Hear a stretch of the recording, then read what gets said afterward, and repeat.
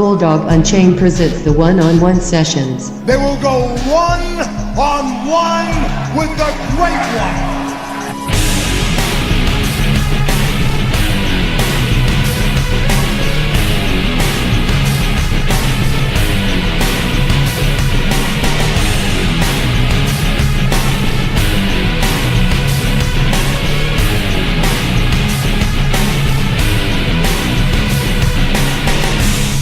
Hey guys, it is Wednesday, April 10th, 2019. This is the Bulldog Unchained podcast, one-on-one sessions. I'm your host, the King of Villains, Bulldog Malenko.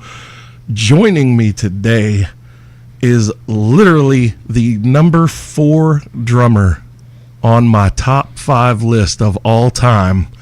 This is after J.P. Gaster, Mike Portnoy, and Neil Peart. And this guy has aggravated me and pissed me off greater than almost anyone I've ever been in a band with. And I never thought that this day would come where the two of us would be sitting across from each other laughing and joking before doing a show. Woo! Welcome, Mr. Matt McGuyer. Ow, ow, ow! What's going on, brother? Not much, man. Just life in general. And it's wonderful to see you. Thanks for having me here. It's fucking great to see you, man. You got a nice little setup going down there. Yeah, I dig it.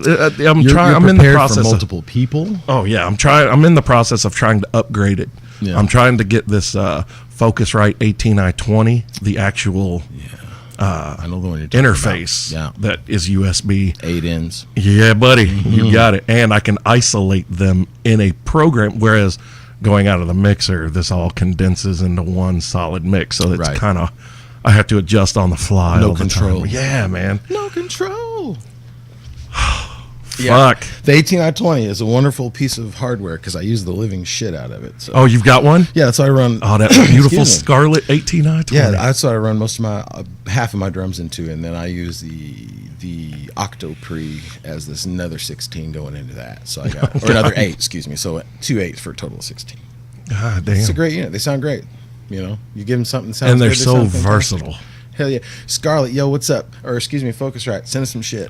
Right? There it is. That's what I need to do. I need to stop trying to save up money to get this shit. I just need to contact these companies and be like, hey, listen to my show. This is what I need from you. It's either that or you go into fucking debt. I'm going to be on American Musical Supply because they're the only ones that give my no credit. I haven't asked them credit to pay it in 5 easy payments. Yeah, that's dangerous. It is, man. Yeah. I didn't buy gear for a long time, so I did have to go that route at one point. But you know, but at least with them, they're not really screwing you much. You pay like a one-time service fee, and they break the payments. As long as you act like a fucking adult, it's all right. And that's where the difficulty comes in. That's the difficult part. Give a man freedom that loves every instrument that shines, and the ones that don't shine. All of them. So, you and I. We'll just go ahead and cut into this, man. By the way, I've loved the build-up. I've been listening, and it's been fun to listen to bury the hatchet. This motherfucker don't carry hatchets. I'm too stupid for that. You and I, we were in Paradigm together. Yes, sir. And I have literally... Oh, my God, that's awesome. Yeah, what's up? When did you get that? I got that in December of 2013. That's crazy. Dude, let's move for those, I mean, nobody can see this, but he has the Paradigm drone. As usual in Matt McGuyer fashion, let's stop the train right away with something. He has the Paradigm drone logo tattooed on his right forearm. But totally made even more badass by Mr. Robbie Hernandez. Dude, Robbie's fuking amazing. Yeah, you know, tubes, all that shit. That's crazy. Yeah. Anyhow, so... Like I said in the intro, I have never butted heads with someone in a band more. But looking back on it now, 10 years later, I can see that we were two perfectionists and we were pulling in opposite directions, trying to reach the same destination. I told Butta in his one-on-one, I was like, dude, if I could go back knowing what I know now, if I could have 40-year-old Bulldog's knowledge in 30-year-old Bulldog's body, we'd be gone in 6 months. Oh, yeah, no 6 shit. fucking months, man. Without a doubt. And I guarantee you that We'd the still other be members are fucking going, if gone. I was 40-year-old me, then I'd say this. I'm sure they say the same thing right now if they're listening. Oh, yeah. Guarantee you that. Or have said it, because if butting heads, if you have butted heads with me, you are a large crowd of people, because I don't fuck around. And sometimes that just gets in the way of things, because I get excited. I'm excited to be there. I'm excited to go wow with other people, and I just get pumped. I'm like, yeah, what if we do this? Oh my god, what if we do this? And it's just, I can't help it. It's endless. Like endless ideas. So many times through the years, I've had to explain to people, because they've asked me, they're like, what was it like being in a band with McGuyer? Other musicians will ask me, what was it like being in a band with McGuyer? And I'm like, he's literally the best drummer I've ever played with, like I've ever performed with. And I was like, and he's also the only person that I've ever been in a band with that I damn near got into fist fights with in the practice space. Yet, no matter, like, once we were out of the practice space, we were cool as fuck. Always cool. It's a small room, man. Yeah, it is. And there's a lot of high emotion happening in there. And wattage. Wattage turned up makes interesting things. I also, things to the physiology of human. The main point that I always drove home, though, is no matter any personal differences or even professional differences we had, he was like, during my time there, we were like, usually you have the drummer that's the backbone of the band. I think that both of us relied heavily on each other. Yeah. For that performance aspect. That's all bands that don't realize it, I think. Excuse me, everyone, because and you drums and vocals work together just as much as bass and vocals work together. I always hate when people are like, yo, I relied on you more than play drums on this, and then you hear the vocal and go, wait, I have to change everything. Everything's wrong now because what you're singing is not jiving with what the drums are doing. It was like I tell people that what was crazy was I hated going into the practice space. Hated it. Looked forward to being on stage with you every fucking time, because you were the person that acted up the most with me aside from Butta. And most of the rest of the time, I'm trying to get away from Jeff to not get knocked the fuck out with the bass, because he's crazy. He's evil. Yeah. And he pays no mind to his surroundings. Yeah, he's doing his thing, and you better get the fuck out of the way. You're gonna get it fucking. It could be a slow song, and Jeff's gonna find a way to thrash to it. He'll jump off of something, and before you know it, somebody's hurt. One time, we were talking about that, and we were talking about, I believe it was where we were setting up at the Duck Inn, and we were chatting about him being in the way, and I was almost killing people. So you need to move. No, I don't. So while we're sound checking, he sucker punches me, and so I sucker punched him back and knocked the wind out of him, and he stayed out of my way ever since. Even though you were playing guitar. Yeah, even though the last time we played together, I literally would, every time I would lean back at the it was at O'Brien's. Every time I would lean back, I would bash the back of my head against his bass hand. So it was kind of like passive repayment for that sucker punch I gave him to the chest. He said, like a dog trying to get a fur ball. That was one of those sucker punches. That band was a whole lot of violence. So, okay. Anyway, sorry. You're what? Tunnels. 2 years older than me? How old? In 77, August the 6th, baby. Okay, yeah. Ow. So you're 41 right now. Mm-hmm. Yeah, you'll be 42. Okay. Yeah, 41. I'll be 42 in August. When did you... Old man. When did you start in music? Because I know your dad's a musician. Oh, bro. We could do a freaking we're hour getting just into on, dude. We're getting into this. All right. So, my dad. My beginnings start with my dad because my dad played a lot. So, when I was born, Dad was still playing, and then eventually he stopped and focused on being. My dad was a biology teacher. He taught for 42 years. That's crazy. In the Evansville, the EVSC. And he also he started as a student teaching, I believe, in Owensboro. And so he would work through the week as a teacher in Owensboro, and then they would leave on the weekend and go play. So when he was playing, they would open for a lot of cool bands in the early 70s. I've told this story to a whole lot of people. I'll tell it to you, probably for the second time. People probably say, I've heard this fucking story before.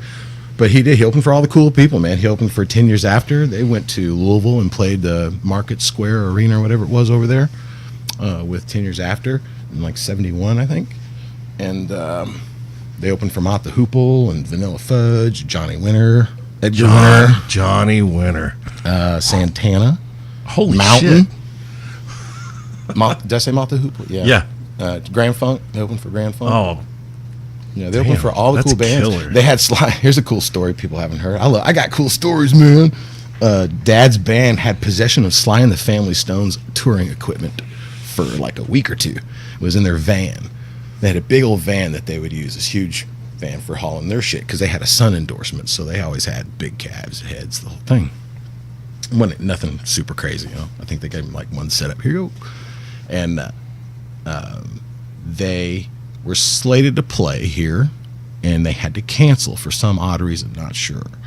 And their equipment came separate, so Dad's band had to go and intercept the equipment at the airport, load it in their van, keep it for a week or two, and then take it back to the airport for their plane when it came. And that has a boarding pass on it. holy shit. Yeah. That's crazy. Yeah. So anyway, they opened for a lot of cool people, and Dad was a weekend warrior, and then through the week he was a dad, you know. Nights on the weekends he used to go rock, yeah. Because I have 3 older sisters. Shout out to the 3 older sisters. The youngest of three women, and then pretty chill dad, so you can imagine. That's why you're such a terror. You know. So how old were you? Like, what was your first instrument? My first instrument was drums. And How old were you? Actually, technically, it was kind of a mix-up, because when I was 2, I got my first drum set, and it was one of them Sears jobbies, Yeah. you know, paper heads, whatever. Beat on it. My sisters hated it so much that the neighborhood friends talked them into slashing it with knives. So they took steak knives to my fucking drums. And I remember that Christmas morning I got those drums, 2 years old, walking in the area in our basement. Will never ever forget that day, because I was stoked for that set of drums. I grew up around watching, if there was something live band on TV, Dad had it on. When MTV came out, we had that shit. Oh, yeah. You know, Dad was a school teacher in the EVSC. You can imagine how in debt they were, underpaid, even in the end. So, but we had MTV, goddammit, and we had a badass stereo system that was a PA, and you know. So drums at 2, and then My that dad got was destroyed. the same way. He was on the forefront of tech, and Yeah. he had a Sansui stereo, home stereo shit, system. yeah. Dude, I used to get, like, I can remember I'd wake up early, you know, and I'm 3-4 years old, and I'm putting my dad's LPs on the record player, or like his even had a cassette deck and it had the 8-track. Yeah. Man, I'd grab them 8-track tapes. Boy, we're talking Chicago, Creedence. I can give a fuck. Hell yeah. For some reason, 8-track sounded better than cassette every fucking time. Yeah. Like 11 times out of 10, Yeah. 8-track over cassette. Dad always rocked the reel-to-reel. He would put Oh, yeah. He He would had put that old blues too. guys on reel-to-reel I and then wasn't- slow it down on purpose. Oh yeah, he would always slow down the blues guys just to make them a little bit more gritty. Ooh. I learned grit from Dad, man. Dad's a bad motherfucker. That man grabs a blues harp, and I tell you what, he's a soul man all the way. And I'll tell anyone to the day I die that man's got more soul than a lot of people I've seen play a harmonica. It's pretty impressive when he gets down and plays Hoochie Coochie Man. You watch a 70-year-old white guy teacher turn into a soul brother #1. I'm here to tell See, you right and now. that's like me picking up. He's tapped in, man. Like, I've been playing guitar since I was 14. Okay, so I've been fucking with a guitar since I was 14. I've been playing seriously for about a year. And, you know, most of the bands that I've been in, I was a metal singer and screamer. And for whatever reason. Yeah, and you have a fucking angelically beautiful voice. Not right now, I don't. But when I pick up a guitar, for whatever reason, man, blues is what wants to come out. And so I just stopped fighting it. Now that's what I focus on, man. I come up with blues riffs all the time and I play it. You heard me doing little trills and bends and shit. Man's playing badass stoner rock riffs for me. Hey, check this.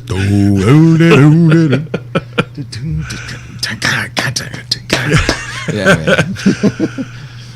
That is another thing that I tell people about you.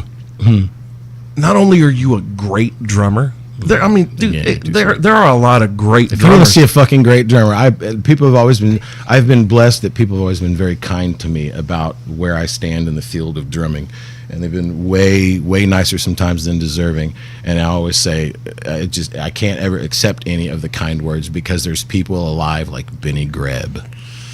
You know, there's people alive like Terry Bozzio. There's people alive like Thomas Pridgeon. There's people alive like fucking Tony Royster Jr. Watch that guy play a set of drums. That, my friends, is a great drummer. But here's the thing, though. God damn. Watch, like, it's not just one thing. It's one thing to hear you play, but everyone, if it was somebody's first time seeing Paradigm, Yeah. one thing I loved, because of course when we were done, you guys pushed me out to the fans immediately. Hell yeah. And so everyone would come up. If it was their first time seeing us, dude, your drummer is so much fun to watch. And I'm like, I know, he's fucking retarded. He's insane. Like, Shit came with the and frame. then they talk to you after the show though, and they're like, how is that the same fucking guy that I just watched? And I'm like, no, he's real chill. He's laid back, but you put him on a drum set and he's going to entertain the fuck out of you. Yeah, I'm there for a reason. For when you give me drums, I know there's something that has to go down. It's just and sometimes it gets a little too far. I go too far no matter what it is, I'll find a way. That's just it. Like, it's fun. There are plenty of drummers who are great drummers, but they're boring as fuck to watch. They look robotic and systematic, and there's no showmanship. Whereas you will stand up still playing double bass fucking beats, and you're standing fucking playing, and I'm like, that's ridiculous. And you're still pounding on everything like a goddamn gorilla. No double bass. There's just a double with the right foot. I'm not taking credit for playing double bass standing up. I've heard Shannon Larkin did that. I just posted about him the other day. He apparently, the story I was told, he painted himself blue head to toe. This is pre-Blue Man Group, and stood up on the drums and did it stand. But he's all of like 100 pounds at the time, you know, and hands the size of 500 pound, crazy shit, like them Hulk gloves, you know. So how old were you when you picked up guitar? So drums, I started 2, and that got destroyed. And then my dad, thanks to your sisters. Yeah, my dad knew this, had this student that gave him or sold him a Gibson Les Paul custom copy. It was a Memphis, and it had a "Have a nice day" smiley face sticker on it. And I remember having that, a Big Muff Pie, and a Harmony combo. I had a pink stripe and silver foiled. I can't get enough fuzz pedals, man. And I love all fuzz pedals. I sat there 4 years old, and it was about 4 is when he got it, because then I didn't get my first real kit till 6. But I played some drums between 4 and 6 at his friends' houses. But I would sit there and play Iron Man. I figured it out by ear. Yep. It was in my head one day after hearing, Mom cranked that up is on the literally radio in the the car. first. That's the first song I learned to play on guitar. Yeah. So I was, 4 and a half probably. So I did that for a day for probably a good hour, and running I them figured little it power out. chords. Yeah, until I figured it out, man. That's how I learned a bar chord. And then I actually did drop D at that point too, because I remember if I dropped the low one, I understood I could drop the low. Yep. And I was doing drop D, playing it. Now all these chords are like this. Yeah, and way easier. And I never played guitar again after that, because my sisters came downstairs. They ran in the room and go, "I hate this song. I'm sick of hearing it, so shut up." True story. Laney and Mandy ran down there and just stop it. So I never played guitar again. And then it became build drum kits with. Then I saw Kiss when I was little. I would play along air drums to anything on TV. Dad used to take me to shows. I'd fall asleep on the side of the stage. That kind of bullshit. Dad used to put on, when he taught at North, they would do faculty fumbles every 4 years, and I would come along, and I was a little kid in cowboy boots kicking the drum pedal, and Sean Adams. He was an amazing drummer that I saw that really imprinted me, actually. He was actually, I would say, the person that imprinted me, because I stood behind him and watched him play Purple Haze with Dad, which I had heard thousands of times on the stereo. Right. All we listened to, "It's time to clean the house today." The Dad would rumble the house with all the great shit. You name it, he played it, And old BTO, he'd rock that up real. That was good, too. But anyway, I forgot where I was going, because down a tunnel. Great music all the time. Well, that's like What the fuck was I talking about? Help me out here. We were talking about like you first playing guitar. Oh, yeah. So I just started emulating drummers. Oh, Sean Adams. I watched him play a whole set at North High School and watched everyone scream and watched this dude shirtless, just senior in high school, sweated the fuck out, just killing it. He was a great drummer. As far as I'm concerned, I believe he still is. He came to see when we did the. He came to see I think it was either the Mensana reunion or the band I did with Ed Sign and Corey Foles. Shutting down. He came to see one of those, and it was cool to see him again after so long. But he was the only person to ever come over and go, "Hey, check it out, do this," and he showed me 16th note hi hat, like Tommy Lee shit. Yeah. And that's the only thing I was ever showed, but everything else I just figured out listening. So I started from once that guitar playing was done, and my sisters gave me a hard time. Off I went into drumland, and then 6 years old, I got a drum set for my birthday. And there's a picture of me pose that my grandma took, and you can see the Kiss posters behind me on the And the wall. Nightmare was on. Yeah, man, it was on, man. From that break shit, let's This rock. is an actual drum set. Yeah, this was with a roofer. real This heads. was a 12, 13, 16, 2 up, 1 down kit with a 22-inch, no, it was a 24-inch bass drum. And had my little Benji. Benji was the movie at the time, around that time I had the stuffed Benji dog. He stood guard next to the drums, and I just proceeded to start breaking everything on it. And dad having to fix it, to bring pliers to the bass drum, Oh, yeah. Just I've always, God, boy, why do you got to hit so hard? I just love the way it sounded. When I learned how to rim shot, it was over. Oh, yeah. It sounds like a fucking gun. Yeah, every time. Wow. Yeah. You hit that rim and that fucking head at the same time. I was the douchebag, too, eventually, when I was, 19, 20. Well, if you're not rim shotting every time, you're lame. I was a dick. I want to, it's a drum set. Set that bitch into vibration. Let's rock, man. Let's hear that thing sing. Doop, doop, or doo. It speaks to your soul in a different manner. You got to get in there loud enough to, fire up the old ancestral fibers. That tribal fucking feeling is. Yeah. For me, The morphic resonance of things. You feel me? I love. One of my favorite things is any band when they start doing sound check. Yeah. And they get to the drums. They usually start with the snare. Yeah. No, it's the kick, buddy. It's kick first every time. It's always kick. Is it? It's always kick. And you hear that? You hear the kick though, and it's like It takes it a minute. And all of a sudden, when the sound man gets that, and it dials it. Oh God, man! And I'm just like, you can just play that. Fuck the rest of the drums. Just hit that all That's night. the best feeling in life to me.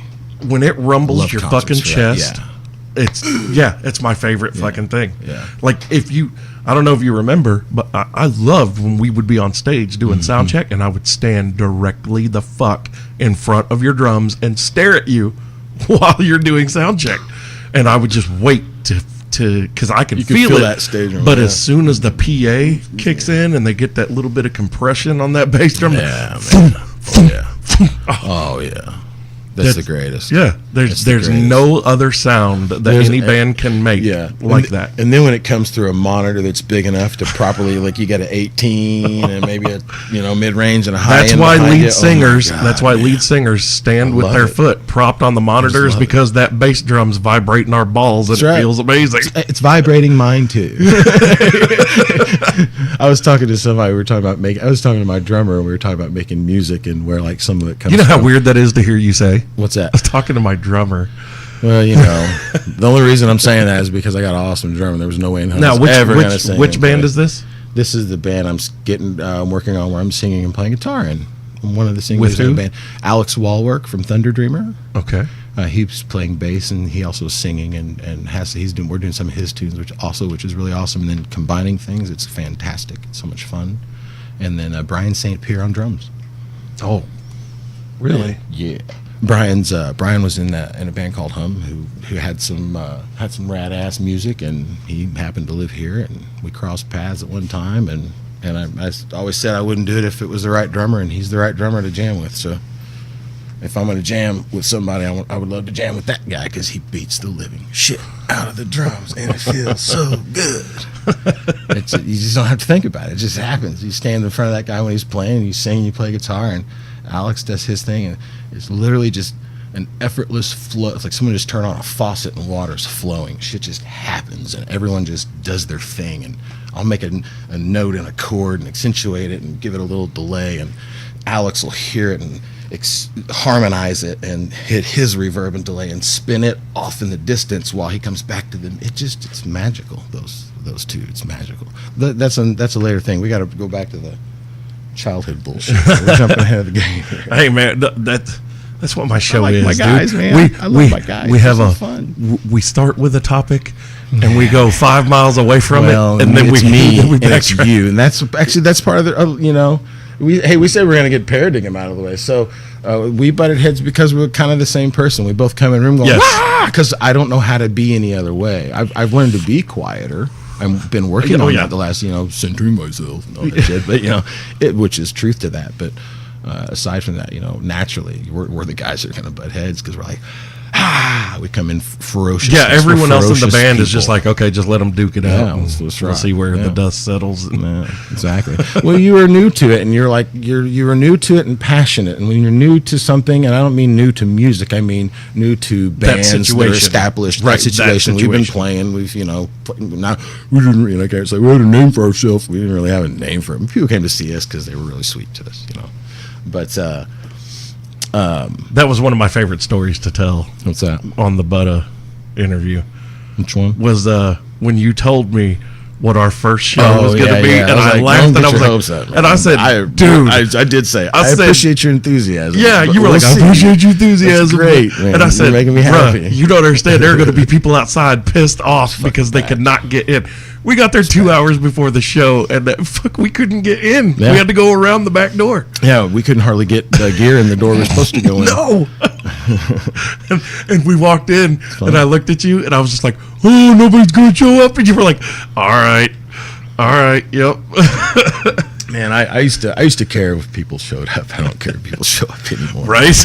I grew up young watching people rock, and I didn't care about the fans. I just wanted to know what that felt like to make music with other humans, and witnessing it with watching Dad do it. My mom could do it. She played several instruments in different settings. She would always sit at my drums when I was little and do marching band cadence stuff. She's neat, and I don't know, man. I just always loved it so much. I forgot where the fuck I was going yet again. I lost my train of thought, dude. What up, y'all? This is a roast. I was like, shit, this is just I'm tough to hang out with, man, because you better get ready for a goddamn an airport ferry that's going to miss your gate a few times. Do not sit next to McGuyer in the airport bar. No, hey, how's it going? If you're on a layover, you're going to be there actually, a while. I'll be at the end hiding, trying to keep my quiet in that setting. That setting's a whole nother story. Put me in an airport bar. Put me in the bathroom with a drink. I'm good. Let me know when my gate's ready. Goddamn. Do not interact. Dude, that's like, watch feet, head down. Oh shit. So you knew me 10 years ago. Yeah. And how I still have the ability to walk in anywhere, be the center of attention. I no longer have a fucking fantastic person to hang out with. Man. I no longer have the desire. So now I like to have my little table with people around me, have them laughing. Of course, there will be bystanders who kind of get drawn in, but it's no more the days of drawing in an entire bar into my conversation. I'm like, nah, if you hear me and you want to come join, cool. If not, you need a sign that says we fuck don't off care. Over there. You might as well not be here. There. We're here. Might as well be in together than us at this table. The older I get, the less and less I need people. I'm just like, like now, a great night for me is coming home from work, playing my guitar for like an hour and a half. I've literally been, I got home at like 20 after 4 today. I've been playing from that time till you just showed up. And that's why you're playing so good after a year, because the more you do it, the better you get. I'm gonna tell you what, I can't really get the middle and the pinky finger calluses going. Yeah, man, that's but boy, tough. that index very well. That index and my ring finger, I can't feel anything through them motherfuckers anymore. It's like I got diabetes in the hands. Honestly, whenever you can, if you ever can swing it and you really were like, fuck yeah, that's a great idea, get a bass and play a bass with no pick and use your fingers, and then go play acoustic and then come back to your electric. Oh, see, boy. That's the one thing. Like I I try to tell people who are getting into guitar, or especially if anybody who's really good at acoustic, it's like, man, I've never really played much electric. I'm like, if you play the fuck out an acoustic, You'll be fine. You're gonna shred an electric guitar. Like, it's not gonna be a challenge. All you You're gotta gonna be do is like, learn how to dial an amp at that point. yeah, that's setting the tone, which Yeah. I learned from Butta. That was another. Butta was like, dude, your tone is fucking outstanding, and I was like, well, I learned it from watching you. Start at noon. Yep. Everything at noon. Start there. And start except for going. the game. Yep. Start turning until you get a little bit of break, Yeah. and then And if you're gonna sonic use a boost, resonance, put the boost, baby. man. Sonic resonance. Yeah. So your first band. Oh Jesus! Well, my first band's technically Dad because we jammed. I played shows with Dad when I was little. My first show I was How 7. old? Oh, really? 7. That's crazy. Yeah, 7 years old. I Guitar? played drums. Drums? Yeah. Okay. Guitar I never touched. Drums. I didn't touch guitar again until I was 10 or 11. So this was it was all about drums from the time that my sisters told me they hated my fucking song, which was the mighty Black Sabbath. Like, how dare you? First of all, Blasphemers. I mean, the next thing I was going after was dun, dun, A funny, okay, so Iron Man was the first song I learned. You know what the second one was? What? No Sleep Till Brooklyn. Hell fucking yeah. Boy, Shit. when I figured that out, my first band was called Ground Zero. How old were you? 15. A wee 15-year-old boy dog. And that was the fucking song that got, like, because I couldn't play real well, and I knew I wasn't going to be able to play and sing Yeah. much, but that one I could. Yeah. Hell yeah. I remember a friend of mine was like, look, man, I learned the solo to that. He literally turned on a ton of distortion. He's going, That's all you got to do is just That's the kind only of thing he could do. Just Bless do his whatever. sweetheart. Rest his soul. So no, drums, and more drums. I jammed with Dad. We played. My first gig was 7 years old in a filled North High School auditorium. Yes, ladies and gentlemen, the one on the corner of Diamond and Stringtown Road. And my dad would dress up, and he would do his thing to do that he would do in the 70s, the mid 70s. They started having Dad come play. And he would do, he'd assemble a band. It might be, like I said, the one guy that played drums that really was a big impression on me. He'd put a band together, they'd rock. They'd do 3 songs, sometimes they do more extended skits with him. And then I got old enough to do it with him. So then I learned the set when I was 7 and played, and he would dress up like Jimmy. He would come out and play with his teeth and do his Jimmy impersonation. God. Dad would make $100 back in the early 70s. Laying on his stomach, playing a wall with his hand, and playing guitar with his teeth. Oh my God! At clubs like in Henderson That's and Owensboro. crazy. Yeah, Dad was Dad's a ham, man. If you want to know where I get it, my dad's a showman through and through because he just loves it. He loves the sound of his amp, and you'll know because when you see him play, he's the loudest guy in the fucking room. But no, so 7 years old. Played Purple Haze, and it's all we got it all on video at home. And he tied me up in ties to look like him. I had ties on I had one around my head, looked like the Jimmy, scarves like a mini and Jimmy. yeah, I dude, did the whole that's thing. great. And he introduced me and brought me out. Though what got me to want to perform is because he taught track, so all his entire track team was there, and they all they were all around us because he would have them to the house to have talks about meets coming up, feed them, show them. Back in the day, teachers could have somewhat of a relationship with students that were working hard in extracurricular activities. Nowadays, you can't do that, but back then it was cool, and Dad was excellent with those people, and a lot of people respected him because he was excellent like that, very personal, and saw about you. If you cared about your education and what you were doing, Dad was the first one to cheer you on, it seemed, So they lost their mind when I walked out, So it's like, holy crap, people screaming, bright lights, and the way the drums sounded, yeah. Just, I was in love, Like for you were playing a fucking stadium. Yeah, Like and it didn't even matter that. I liked the way the drums sounded, and I liked jamming with my dad. You know what I mean? I just like to play music with Dad. So I did that up until my first band. Ladies and gentlemen, Wicked Grace. Get you some of that. Wicked Grace. How old are you? Speaking of, I'm trying to name 2 bands right now, and it's just brought back memories of all of them. I was 14, late 14.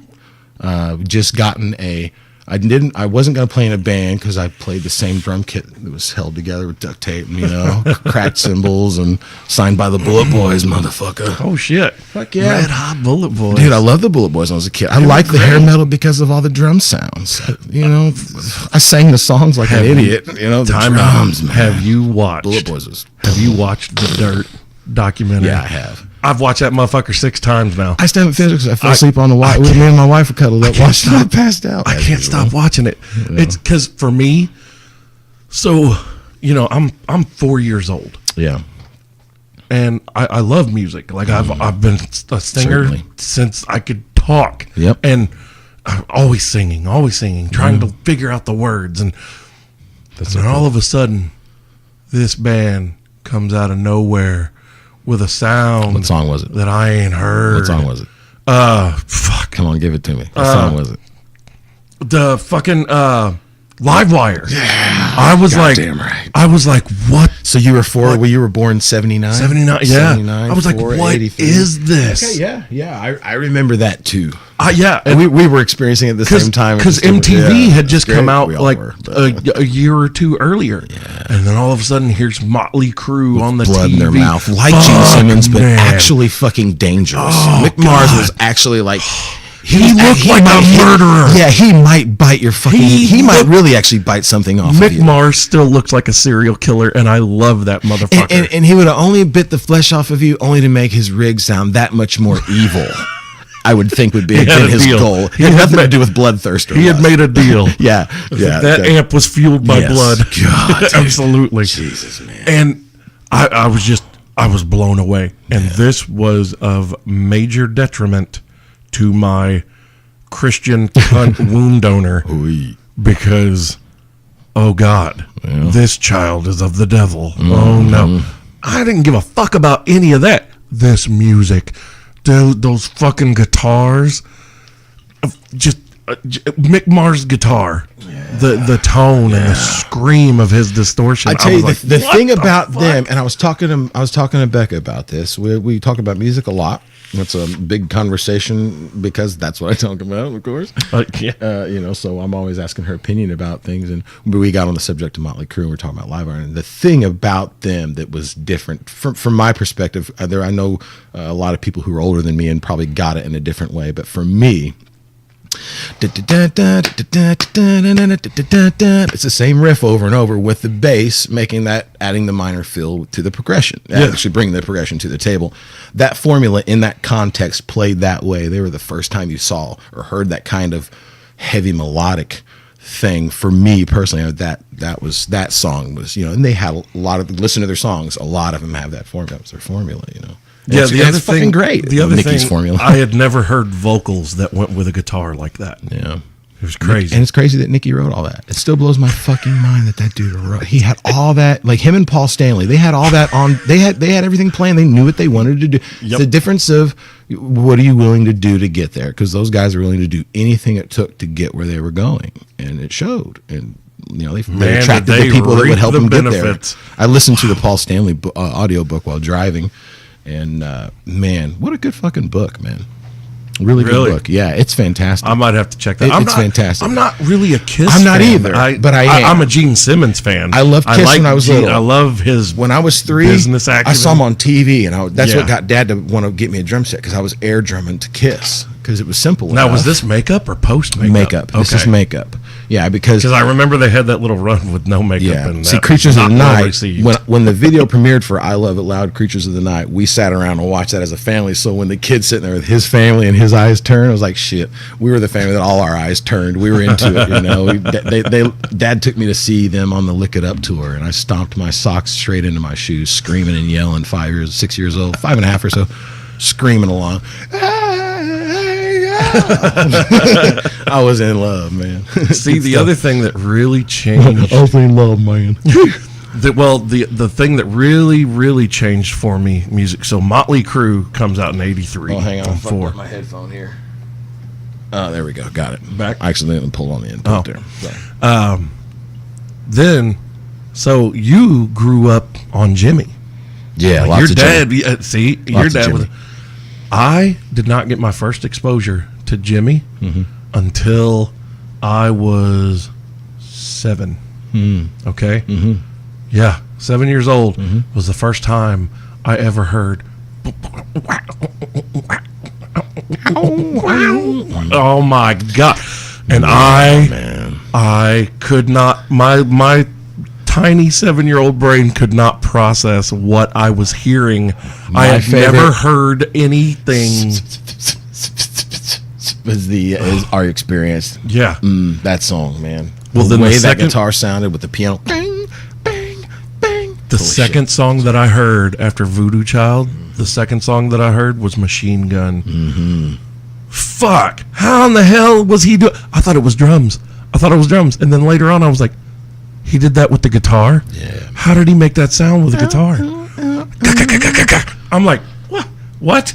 Yeah. And then the one that really sold me, which I played a little bit for you, with Little Wing. Yeah. That song, the first time I ever heard that song, I was like, shit. See, for the soft songs for me, the Jimmy songs, everybody goes Little Wing. Castles in because the Sand. I'm Mr. Contrarian by nature. I can't help it because I just always, my brain's somewhere else.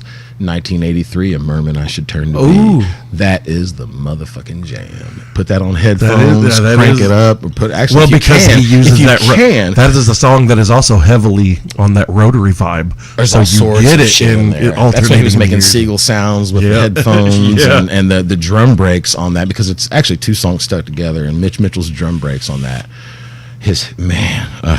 I could literally, like, as I'm dying, that's what I want to hear. I want to hear that song. I want someone to like literally, like, this guy's going the next 5 minutes. Turn that shit on, crank it up. I don't want to talk to nobody. Let's go.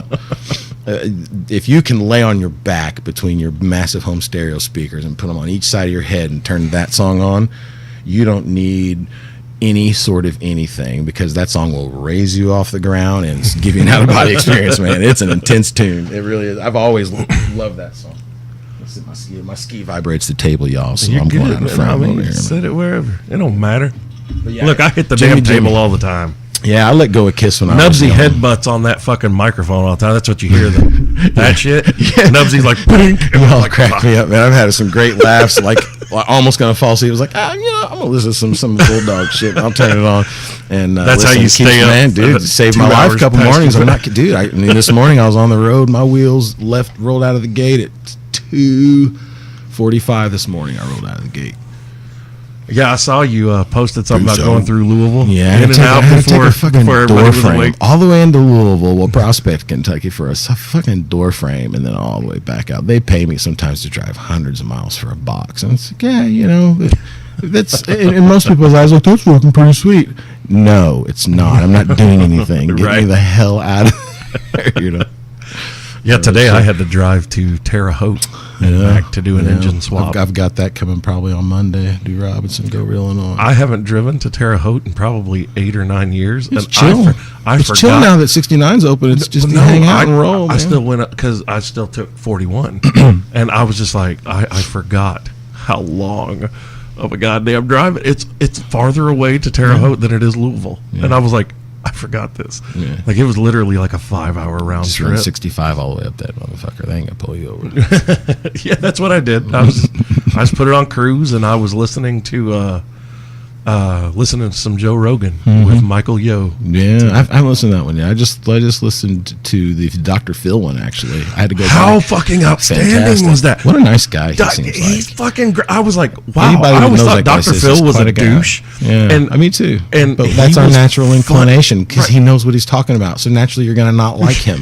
And I'm gonna say this out loud for all the people that are like, Nickelback sucks. I don't like them either. But you really deeply, you don't like them because they're really fucking good at what they do. Oh my God, they're and it makes you unbeatable. Mad. It's you're angry that they did something so simple and like they wrote about a chick's underwear. I get it.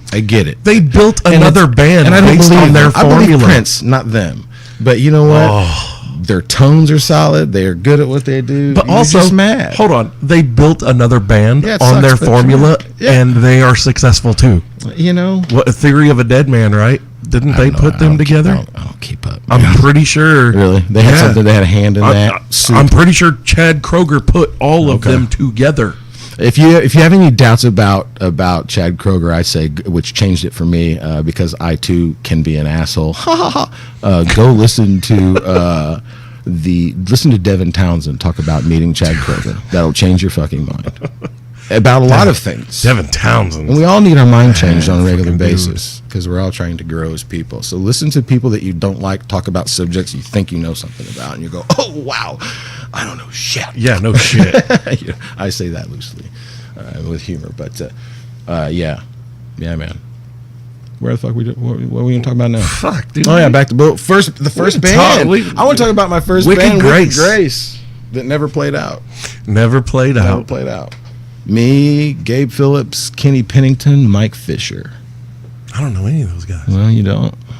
They're good. They were the guys that were jamming in the garages back when I was a kid and hearing names. Those are the guys that I got to jam with. The guys that you heard names. You know, I was jamming with Dad till I got a real drum set. I wasn't leaving the house. That was my rule. I wasn't doing it. I wasn't taking the Ruthers out. They sounded all right. You know, I throw the Rotos on there, give some shit. No, but I got the Tamas, man. The Tamas, excuse me. All you people got me saying Tama when it's Tama. Tama. Jesus, people.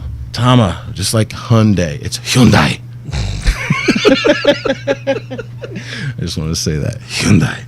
But I got the drums. And then it was like, okay, who can I jam with? And then I got to jam with the people that I got heard about in, 7th grade. And, I knew Andy Mitchell, speaking of, in 6th, 7th. He was another drummer. He was one of my drummer brothers when I was a kid.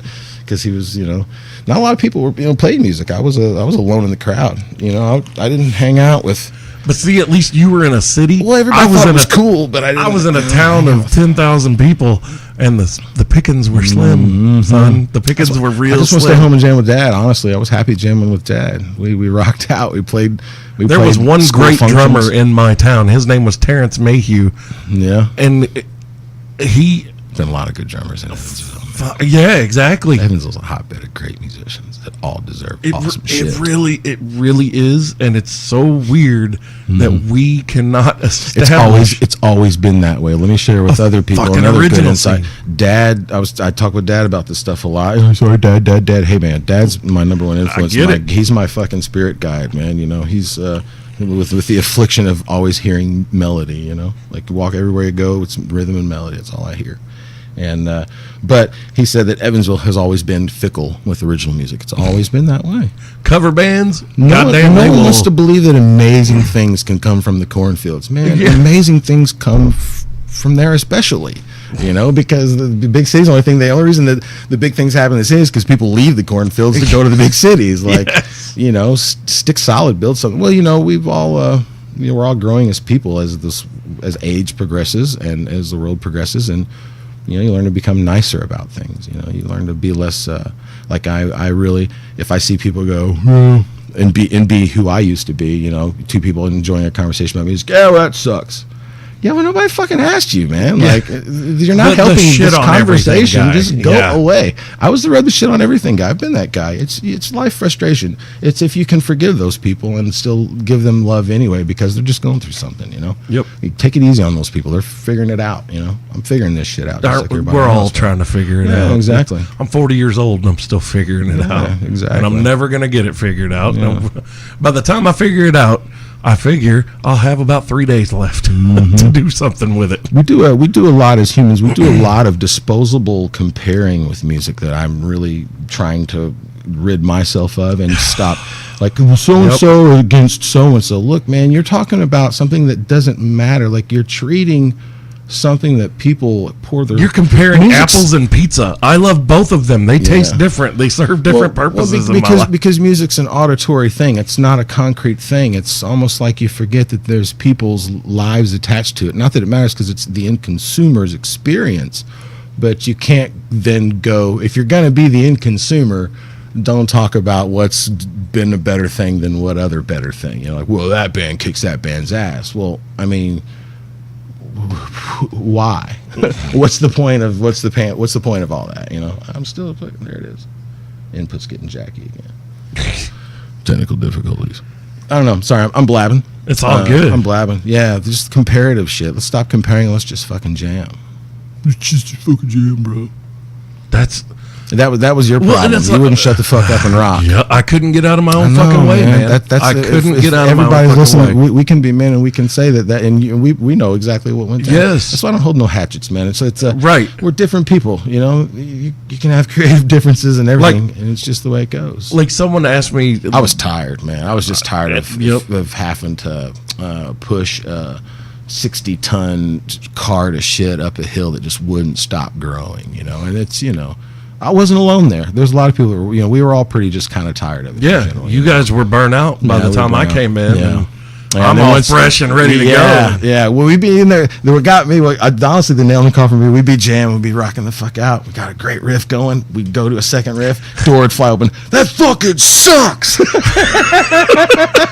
And there's a bulldog standing there holding the chain, with a mohawk. Going, you're watering it down, man. And I he'd close the did door too. and he'd run I off. sure as shit What? did. What the fuck was that shit? And then we get further. This sucks. This sounds like shit like the rest of this shit, you motherfuckers, right? And then he'd leave. I'm like, dude. And then we had the second jam, and I'm like, okay, cool.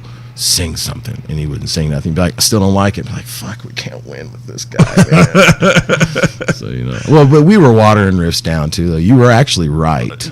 Yeah, Because like, I've gone there back would and be listened to some- that stuff, there would and it be kicks some- ass, but it's just, wait, it's like There was prog. too much going on. It was too prog. Yeah, Way and too prog. that's like I could have had more tact in relaying what I wanted Yeah. from it, Yeah. and instead of no, that sucks, go back to that. Yeah. Because you know I've learned that diplomacy gets you Yeah. great things, and like Yes. I could have opened the door and been like, hey, would you guys switch back to how you were just playing that? Yeah. Like Okay, I can fuck I yeah, can we write will. I can write to that right now. Like Yeah. just play that over and over for me for a little bit Yeah. instead of that sucks, go back to this. New relationship, man. Yeah. New relationship. Yep. Passionate people. It's you can't take Well, it personal. plus, I've I taken mean, I damn wasn't. stuff personal, You talk man. about people It's going happened. through stuff. I wasn't in the best fucking place in life. Oh man, you know, that time, is like, there a best place in life? I tell you where the best place in life is, right where you're butt sitting. You know what I mean? That's really the best place you got, because forward or backward is circumstance. Where you're sitting is where it's I think at. I found my niche now. Center yourself. I honestly, this show, yes, it does stress me out sometimes, and I get, but it's a good stress. Like Yeah. it keeps pushing me and driving me. Yeah, it and, makes you wanna do and, more. And this is between this and playing my guitar, that's become my zen. Like I find peace in doing this. Hell yeah.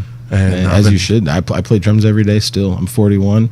Started at, technically we'll say 6, because that's when I got my drum set. So what is that, 35 years, man? I didn't play for several years because I didn't have anywhere to play. When I first moved back to Evans, I had nowhere to put a drum set. But other than that, man, I've been pretty solid at just trying to find where I'm supposed to be, you know, trying to find where I fit. I'm too much for some people because I really give a fuck what we're doing. You know, I'm not here to impress anybody. I'm not here to make money. I want to relate to people. I definitely want to relate to people. I want to make people move in a purposeful fashion at some moment within a song. It's, you know, if you say that you don't do that, you're a liar. You want to see people's butts move because they're feeling good about what makes you feel good. But love for the moment of making the sound, you know. And that's how it's always about. So I can play drums. When I was a kid, my drum rehearsals would literally be, let's see, dun, dun, dun, dun, dun, dun, dun, dun, dun, dun, dun, dun, and I would just play a riff, you know, in my head like that. Dun, dun, dun, dun, dun, dun. You're your greatest guitar player, whatever, you know. That's how. I Oh, dude, practiced you should when I hear was the young. solos I can rack off in my head. Yeah, that's how I learned how to My play for a fingers song, won't you do know. it. Yeah. My fingers won't run Yeah. that fretboard like that. Exactly. Yeah, I always had riffs. You know, I'd make Yep. up a riff just off the cuff of my head to drum because I didn't have anything to drum to. I was in the room by myself 2 hours, 3 hours, 4 hours every day, playing everything I could. Find something new, do that a bunch. Ooh, I can't do that. Do it faster. Yeah. But yeah, first band never played out, man. It was a damn shame. We did have one band outing. We went as a band to see the first Chris Mosh, December the 23rd, I think it was. Golly, 91, 92 maybe. No, earlier than that, 90, 91. Mill Anguish had just got the mighty Brandon Osborne as their drummer. And they were freaking incredible, man. Who was also a drummer for Paradigm. Yes, indeed, he was. The badass son of a bitch he is.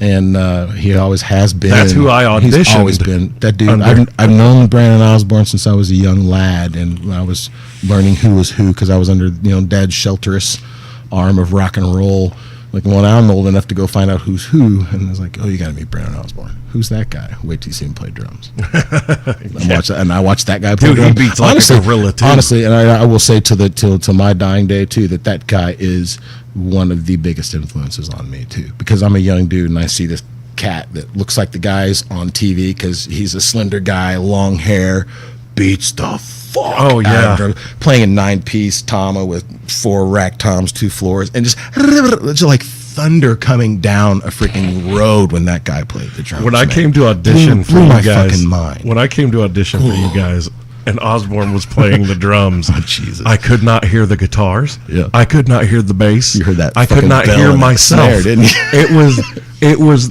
that bass and that fucking snare Yeah, dude. ringing through that office.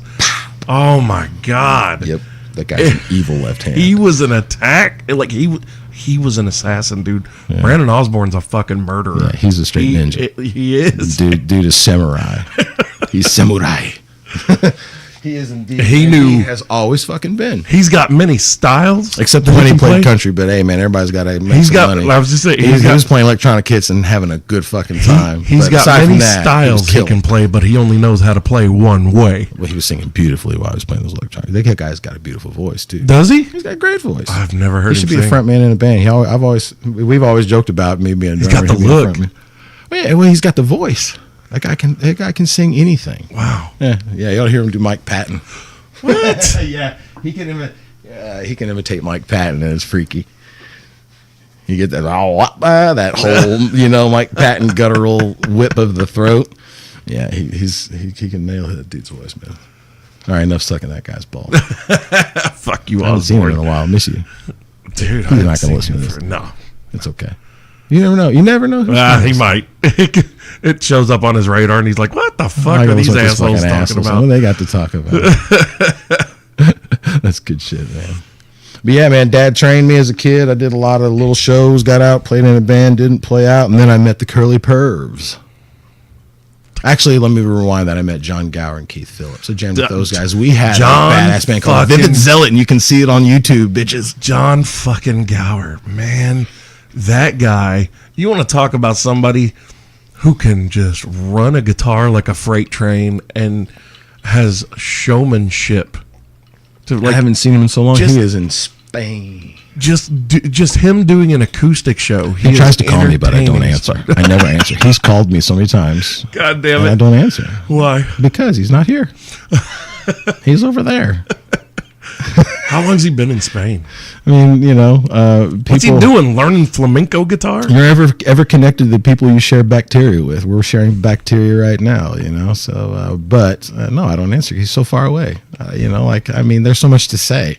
You really want me to squeeze hello into 5 fucking minutes, man? Bro, we need 2 hours. We need 3 hours. You need to be in front of me so I can say hello. How are you? I generally care about human connection more than anything. I always have. Yep. Just haven't known how to express it. When you lose people early, it'll influence you into some dark ways of dealing with how to work that. Dude, people important. Paradigm was one of the biggest life lessons for me. Paradigm was a big. There's a reason I'm emblazoned with the Towns of Home. I'm the only one that's got one. Yeah. And there's a reason that I put it. There's a lot of love in that. Like some of the best times of my life was with those guys. So, and some of the most fun I've had musically. I got to open for Skindred and meet those cats, man. How cool is that? And there's a lot of other people outside of us that facilitated and that, of course. we but made the entire great. crowd. We made the entire crowd scream that they were there to see us, not Skindred. I remember. I can't remember what show. Didn't think it was that show because.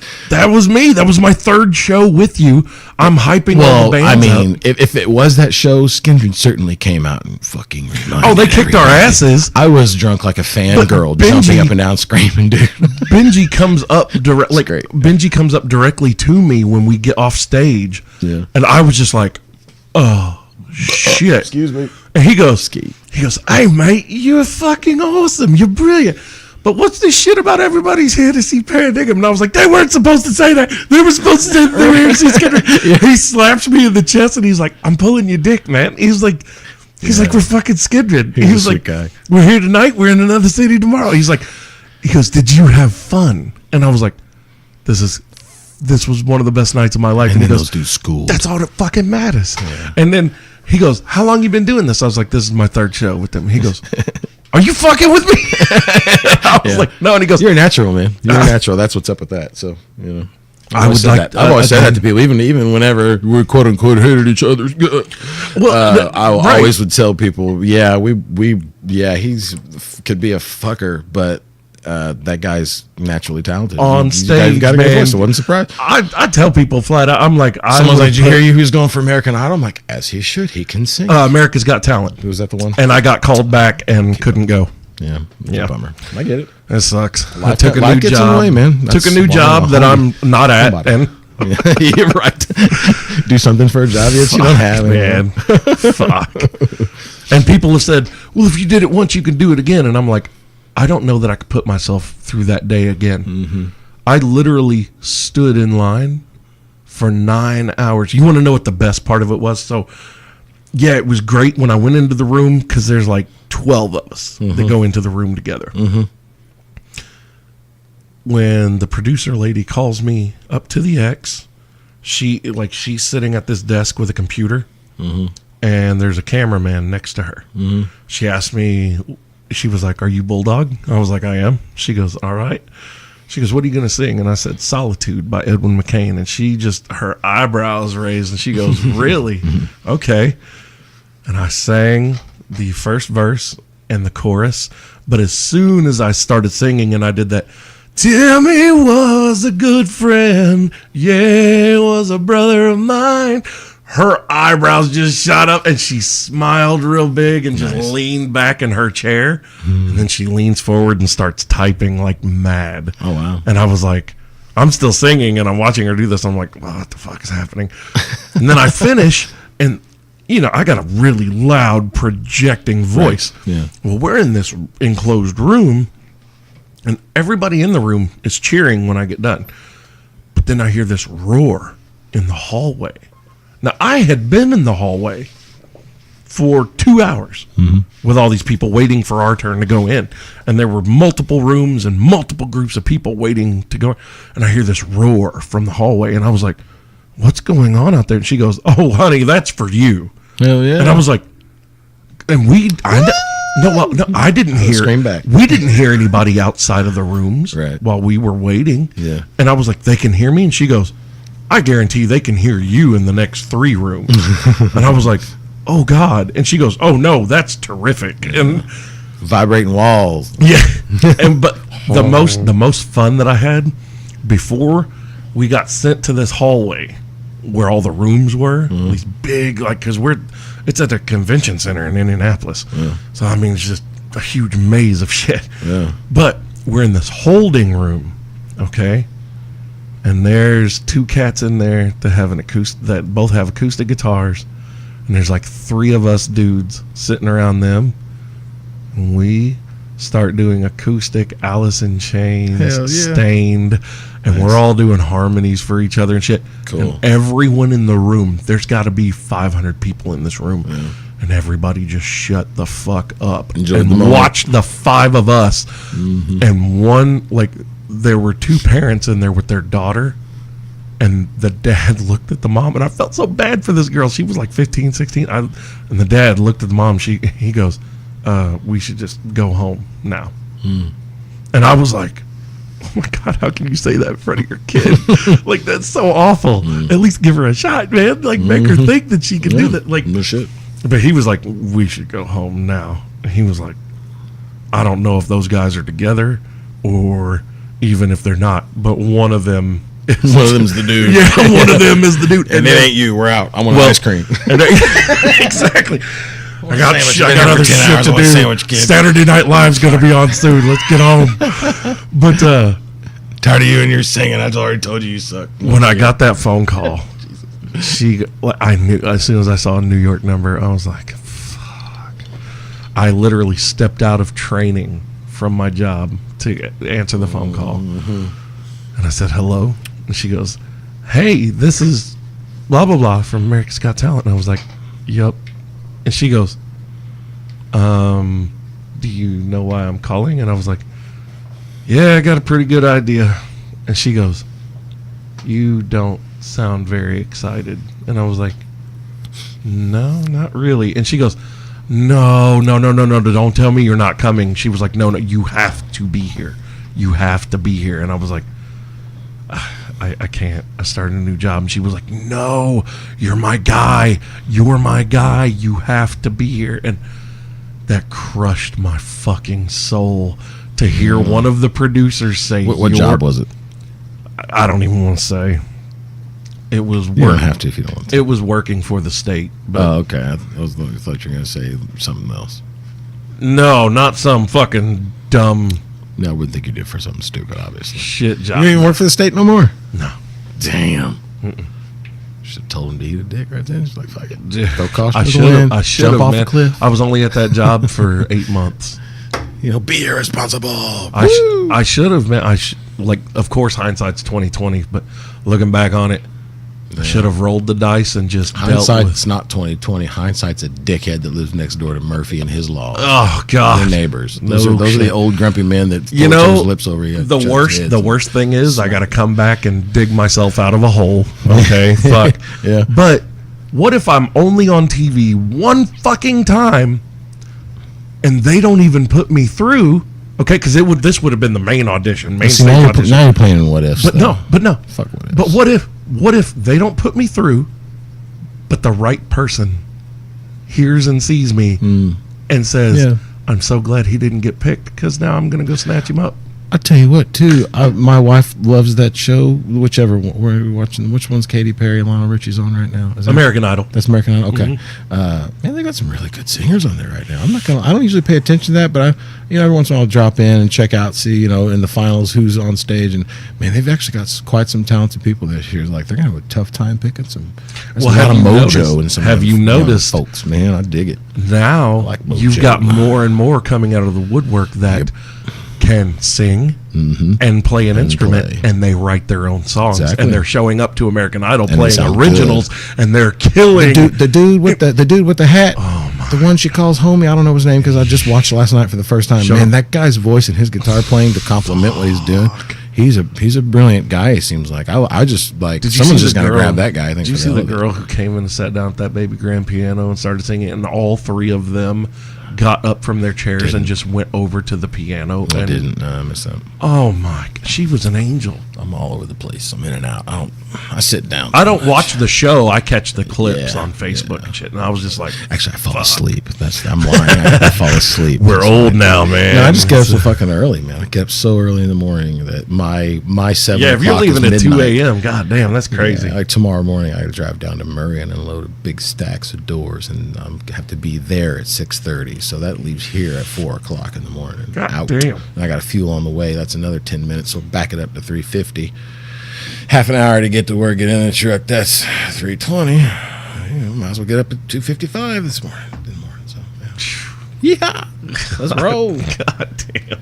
Yeah, it's true. It seems like when you hit your 40s, you do need less sleep. But I will tell you, there's a difference between 40 and 41. There's a difference between 40 and 41. Is there? Man, I tell you what, over the last year, I can literally feel my body. It sounds funny, but I can almost feel my body aging. Like, whoa, like you start noticing what don't work the same no more. Brother, gosh, dude. I'm 40. I just turned 40 last month, and It's I'm when, telling it's you when you right get now, hoodwinked by hip- do you have the hip death. Death hoodwinks and goes, "Hey, you see me now, don't you?" You get any of the hip shit where you like, my hips don't bend anymore. That's that What is that? psoas muscle. Yeah. I think I need to work that. I'm gonna have to start doing yoga. I like do I'm too. literally, I think I'm gonna start doing yoga. I've been saying that. That's how I you got to know drink I'm getting more old. water and ditch Yep. ski and get my butt on that exercise bike, or I'll be in a casket at 50, man. I want to get a row machine and do know. yoga and just fucking hammer that out. I lack discipline. I lack You general lack discipline? I do, man. I'm not disciplined. I've always been allowed to be a free-flowing brain. And It's funny that it has you its say that. detriments, man, but I'm not disciplined at all. Any discipline is usually my dad was disciplinary. Boy, get off your ass and do something. But that's not the same as But I never self-discipline. got into committed myself to a regimen of something. Man, get the hell out of here with that shit. See, got I need time. to get back to I it. got music to mess with. We weren't talking at this time, my but problem. in 2014, I joined Planet Fitness and went pure paleo. That's good for you. I went from 380 to 307 in 6 months and started getting abs, dude. Yeah, like I've got pictures. And people so Huggins were like, used to say, you remember Huggins? He's like, you've got a six pack. Yeah. You just got to diet and work out properly. they started to get showing that off up, there. and people were like, "Wait, you're still over 300 pounds and you have abs? That is terrifying." Haven't you always just wanted to just be fucking huge, Dude, You start with one dudes who want to be massive. Like honestly, big if I could, big ass albino gorilla. if I could get back, if I could get down to like that 275, 285 range and diesel the fuck out, I think that's a great fucking look on me. You should do it. I There's no need better to, time than now. and it's funny that you were talking about being disciplined. I should have started getting today. shape at 32. Because now I'm Today- gonna be doing it at 42. I listen to Joe Rogan a lot, and if you anybody out there listening, you want somebody that'll motivate your fucking ass Yeah, to do that's something. true. Listen to fucking Rogan. Not even that. I tell you where I relate to Rogan. Why I will listen to Rogan, because I understand the moments within the experience of life when you're in a mundane task, head down, working on something, focused on something that you're giving a shit about that has your attention. Because when something has that attention held, your mind drifts off. Things come to you, ideas come to you. You hear guitar riffs, you hear vocal melodies, you hear ideas for movies, you hear yourself, rooting yourself on that you're doing a good. You hear all sorts of when you shut your fucking face up, which I'm trying to learn how to do in my life. Well, the other thing the is more quieting, you hear, quiet yourself down, quieting it those all negative comes. voices. Yeah, that too. Well, that shuts Shutting them up. When you're them- doing any task, it shuts all that up. It just stops it. Let the creativity Hard come work. out, and Hard work is good for you. But- But even if you're just going to go try to dig, I'm going to go try to dig a 2-foot deep hole with my bare hands. Go for it. Do it. And focus on that if that's what really is going to get you off at that moment in time, and see what you learn from it. see. And today, I like wrote some listening awesome to him, lyrics I was fucking like, picking thorns the other day, and it's not every rose has its thorn, but I did write some stuff. I literally, I thought, I was like, I need, you know what? I think I'm going to go buy a notebook this weekend. Mm-hmm. I'm going to buy a notebook, and I'm going to start writing a daily regimen out. Like, Title I'm at the gonna- top, just do it, damn it. Yeah, and Motivated. it's gonna be different each day of the week. But every like on Sunday after I do my show and upload it, I'm gonna sit down and fill out the whole thing for the next week, like Monday through next Sunday, and then have a daily my guitar time at this time to this time. After that, yoga. Go take a shower. Cook the food, grocery shopping, buy, stay healthy. Just write it down. Keep you on a frame. It'll keep you on a Go frame. go back to the paleo. Do the chicken, the fucking. If that's what worked for you, hell Oh yes. my god, dude, chicken and it was a lot of chicken and pork. My favorite are people like, yo, keto, and they suck down cheese and bacon. Get the fuck out. See, have to have vegetables on keto, hold on, check this Don't out. you? For the paleo thing, Your body wants my vegetables were like bell peppers, green, red, yellow, orange bell peppers and stuff, Yummy. and sweet peppers, Put that in some cream sauce. asparagus, broccoli, things like that. Other than that, the majority of my diet, and this is not a That's joke, all good food. every day for breakfast, I would eat half a dozen eggs and about a half a pound to a full pound of bacon fried in coconut oil. Good God, man. I know. And my doctor at the Bacon time comes with its own oil, my friend. No. Dude, coconut oil is fucking amazing.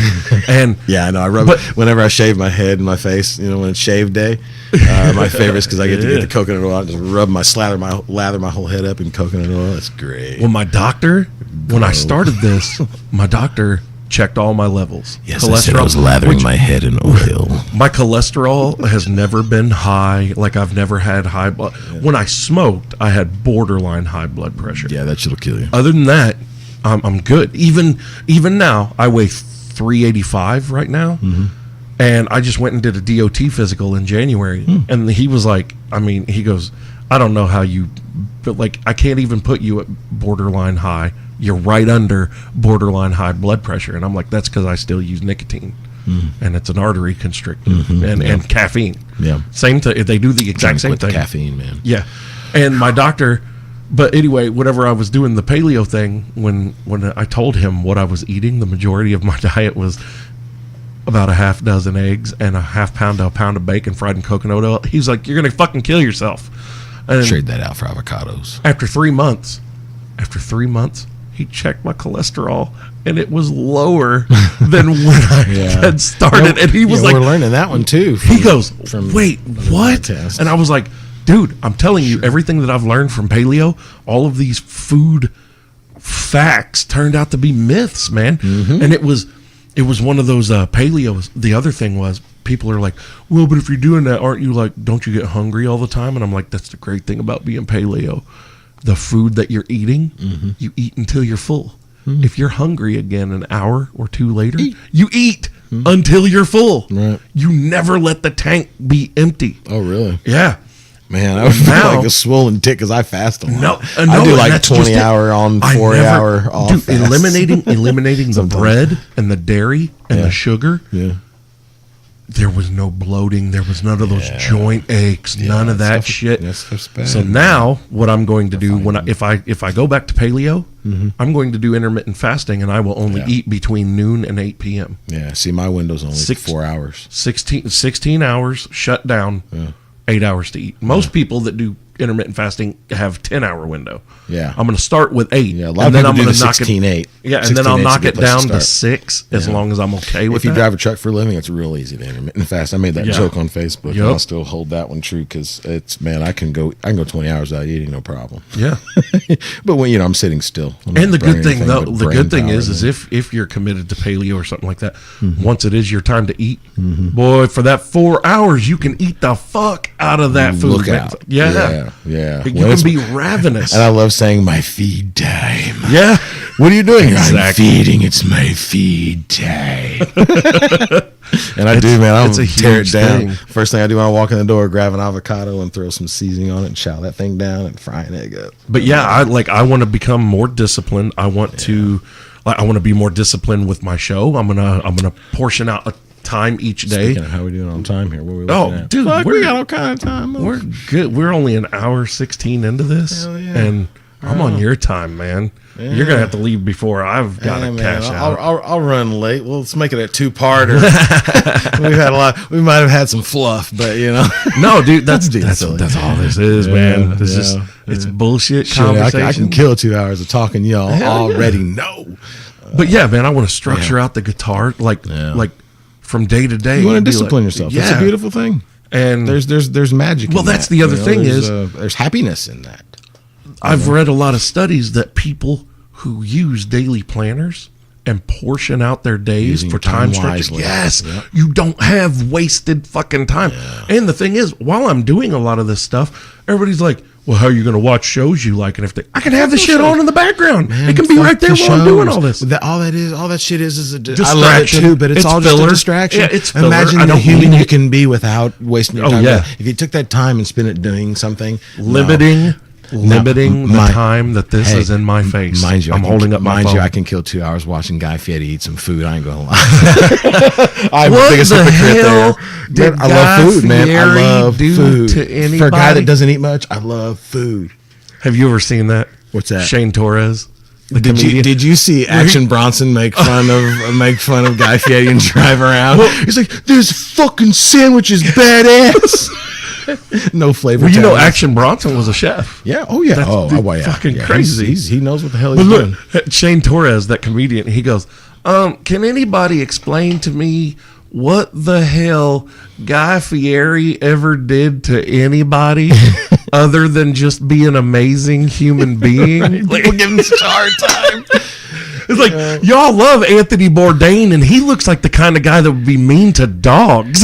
He looks like the kind of guy that will convince your 18-year-old daughter to move away with him and go somewhere exotic because he's a bad motherfucker. He was an amazing guy. He would convince me to move somewhere with him and marry. He could almost turn me gay, that guy. I mean, I no offense to anyone. I don't mean any disrespect. Pure humor here. Oh, wait, yeah. I'm supposed to be like, yeah, fuck that. I'll be silly if I want. No, I'm kidding. Yeah, but no, seriously, that guy was awesome. He was a special person now, and there's a lot of them out there, and I'm glad they're here for us to learn from because they're the ones that are not afraid to stick their hand in the water that everyone else is afraid of.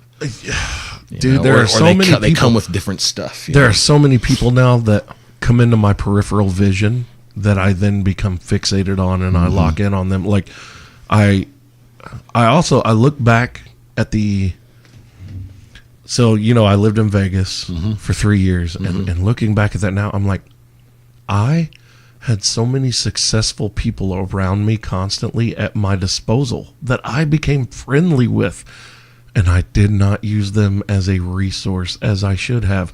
And because I've always had the mindset. You don't use people. No. Hold on. Now, hold on. When I say this, not that it is that. No. Not that it is that, because there are people that probably would do anything for when it. But you know have what I mean? no, That's how when- I would feel like. I'm saying. if you look at truly successful people, successful, powerful people, they are not people who are resentful of you trying to learn from and emulate them. Those are the people that are more likely to help you succeed. Whereas showing up the chart, this is how we do it, folks. we're surrounded by a bunch of motherfuckers that are trying to figure it out the same way we are, and nobody's getting anywhere. We're spinning our wheels. And you know what? All of the ones that are getting there, you know what they're saying? Keep your head down.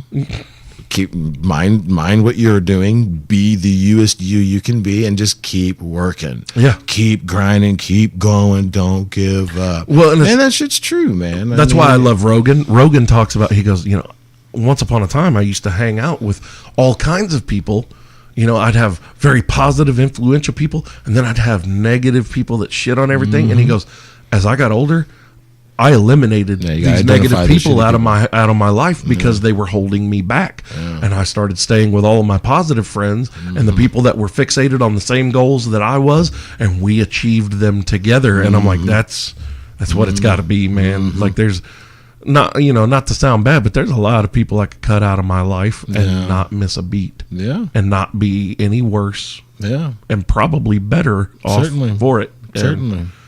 Sometimes you got to go inside. That's why I said if I could put 40-year-old Bulldog into 30-year-old Bulldog's body, we wouldn't be having this conversation right now. We'd be on a radio show together. Yeah, right, exactly. We was jamming, rocking. We'd be on somebody else's show. You knew how to write a relatable topic in a simple way that was still had enough movement, that was still interesting. You didn't, like Zach Lively, the last vocalist for RWT, fucking incredible. Only thing I cared about people wanting to hear RWT, and the only reason I shared the shit out of that a lot of time, I loved his lyrics were great, man. What a great lyricist that guy is. Dude, Zach's you know what I mean? Brilliant guy. Oh yeah, he can do the dual tone screaming and doesn't mean to, and it's wild. But anyway, we can go down that road of that guy's crazy voice, man. It's awesome.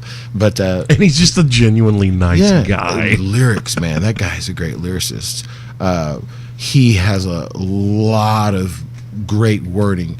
Yours was a simpler take on a deep subject to where you could relate to it, and it was a simple melody going the right way in the right spaces. It was a natural. It was like you can tell who has a natural feel and who doesn't as soon as they open their mouth or touch your instrument. We were like, yeah, but give them no. You can tell who's right for your band, who's right for your project, no matter how great or not great they are, within the minute of them touching their instrument, because it's a feeling. It's a personal inflection. Well, that's like Eyes Closed. Yeah, one of our songs. Yeah, a lot of people they knew the lyrics, they learned them, and then when they were like, "What is this song about?" and I said, "It's about religion." I was like, "This is actually just a completely blasphemous song." And then they went back and looked at it, and they were like, "Oh my God, it is!" And I was like, "Yeah, bro, I got some Maynard in there that I can." Chorus, and then you wrote a whole song on that. Still keep your eyes closed. You gave me that, and I was like, "Oh, motherfuck!" That line right there, that line is literally cognitive dissonance. Still keep your eyes closed to hide from the eyesore. Yeah, I like that one. It was all the only thing that I heard on that song, and it stuck. I honestly think that the best one that I wrote though was "The Fall." Completely about George Bush's presidency. I'll agree with that on the rockin' front for me. Just think because it was subliminal. If you didn't know I was talking about him, people have never heard these songs. Locked Away. Yeah, Locked Away. Well, yeah, that was I've said that was Tripp's favorite and I'm going to say here for anybody, hopefully some of my old friends and new friends are all listening, but my goal is to take anything that was ever unreleased that was solely that I can say that was something I wrote, and I want to go back and track as much as I can, just because it's good stuff to listen to, and I want to do it for my own ears. It includes some of the parodying of stuff, and I even joked over years, hey Justin, And he'll say that. He'll tell you too. Like, you think we could track that and probably talk Bulldog into singing it. Oh fuck yeah, dude! And, I'd come people back. are like, yeah, man, never look back. No, fuck that, man. Good things happen that don't get released now it doesn't take thousands of dollars. I can. Butter track brought all me that the old CD shit. that has. So the I want to three- make a database of all the stuff that I've done over the years. Some of the old Masana stuff people didn't get to hear. Butter brought me the CD. Some cool It's in the shit there. computer right now. The Nice. one that's got Yeah. the 3 tracks that I Good, actually good. recorded. I'm glad you guys vocals have all for. that because I don't even think I have it. I I've got it didn't have it. somewhere. I've got it somewhere. YouTube's got it. Really? Yeah, man. Our Paradigm videos are still up. Yeah, those are good times, man. I still show them to people, and they're like, love "Oh it. my god, We had fun. like, you guys were awesome!" And Yeah, I'm like, we were fucking writing. We great." wanted to play hard rock that would get played on a radio, and we wanted to go on tour, and we wanted to play for people. There's no bones about it. We wanted to sell records and have a good time and hang out together all the time. That's what our goal was. We just couldn't quite steer the ship there. But I've learned that you can cut. Let me also add to the cut negative people out. Make sure that the person that you're trying to cut out that's negative isn't you, ladies and gentlemen. But sometimes because and I'll say this honestly, man. I'll tell people I see now, man. I will happily tell people. People are afraid to have conversations with one another about things, and I hate that. Like, look, if you're curious what someone's motive is, fucking ask them. Yep. Walk up and ask them. Have an adult conversation, even if you hate somebody. Absolutely. Take the moment to go, hey, hold up, let's understand each other for a minute, even if it doesn't have a point. And there's people like, yeah, you can't do that. Yeah, you can't do that with everyone, but find out who's worth it and do that. I had to take a long look at myself. I've been a negative. I'm a negative creep. I'm a negative creep. I've been that guy, man. It's just it's frustrating. Life's frustrating. So be easy. Let's be easy on each other. Well, I've and been that hard goes on some into people, man. I've been hard on people. That goes into. But I've also looked at them when they were amazing. And go, God damn, you just blew my fucking mind. I would kiss you if you were true. Whatever stupid line. It goes into that I love you. projective theory of. This is an old theory. Sounds like ASMR shit on No. ski, man. When you oh Jesus Christ. Oh, that's so fucking. Hold up. Fuck. All right. Sorry. No, it's like that projective theory of where when you die, you meet the creator, the programmer, and he explains that this was all a simulation, and that every single person that you ever passed by, even those you never interacted with, and everyone you did interact with, were all you. Yeah. Different forms of you. Yep. And I'm on jive with that both. right. man. And so just imagine if you I'm also on jive that every human is a mirror to yourself. So when you look at someone and go, I fucking hate them the for people that you it's don't like you. them. Yep, it's because It's of you too. You and I. You gotta look at this. I learned that too many years later. And you're talking about a guy who's good being a pompous ass, man. I can do that, man. I can do that, and not intentionally sometimes. Right. You gotta you gotta center yourself and watch yourself, but you really do. You have to learn to watch Be yourself. mindful. Stop You have yourself to be before mindful. you get into a thing, which I'm terrible at as well. Because you can't put the I genie sound like back I'm just in the being bottle. self-deprecating as fuck today. But no, it's it's self-examination. topics. Yeah. It is, and a lot of people never take the time And to that do it. is what music is and has been for me. It's about my journey for me personally and how it feels for me, and it always has been. I want to feel good.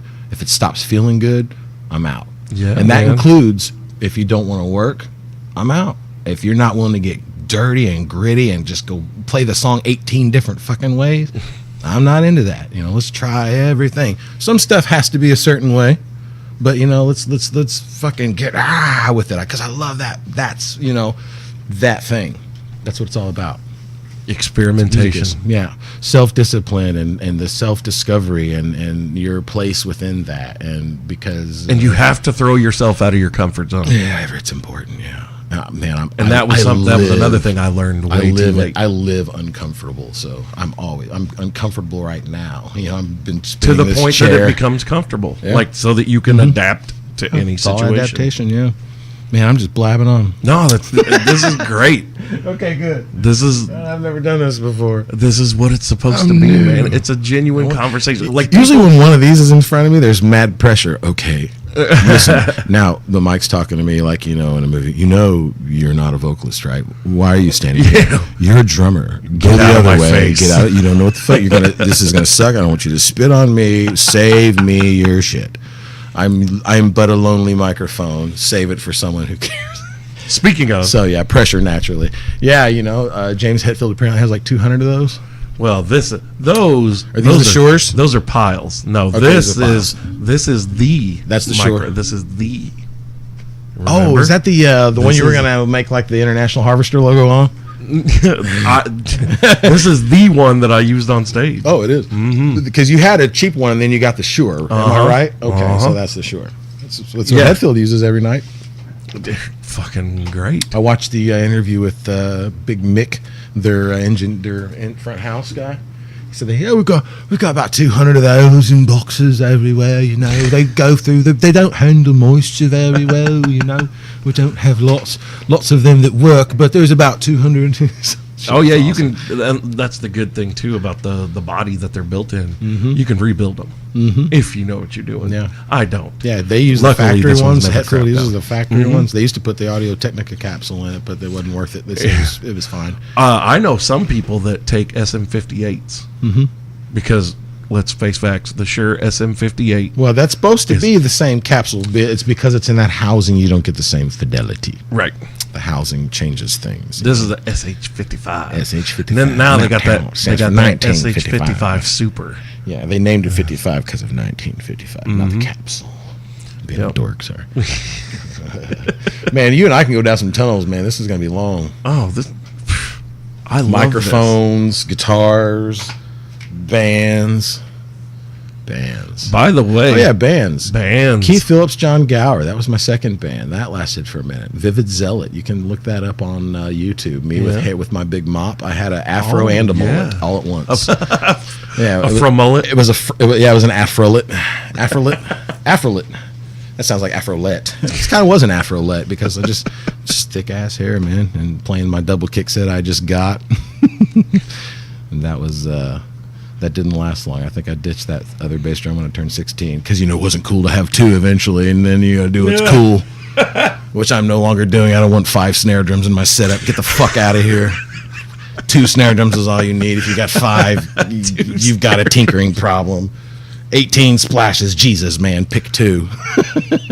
Look, if your name is not Trends, man. if your You name gotta have isn't 3 little hiss cymbals on each side. if your name isn't Mike Trends. Portnoy, I don't want to see you with more than like 10 pieces. I've never been a Portnoy fan. Really? Yeah, it doesn't do See, it for me. I love Dream Theater Doesn't do it for me. because he uses every I fucking like piece Pertucci's heavy riffs. His heavy riffs are pretty good and fun. I like his grooves he lays out, man. When he writes a heavy detuned riff, it's pretty pummeling, and I like the way Portnoy plays it. But for me, my money's on Benny Greb, and because that dude's, thanks Jim Colley. You turned me on to JP him. Gaster's my Yeah, my Gaster's number one. badass, God too. damn, He's so dude. good. Clutch.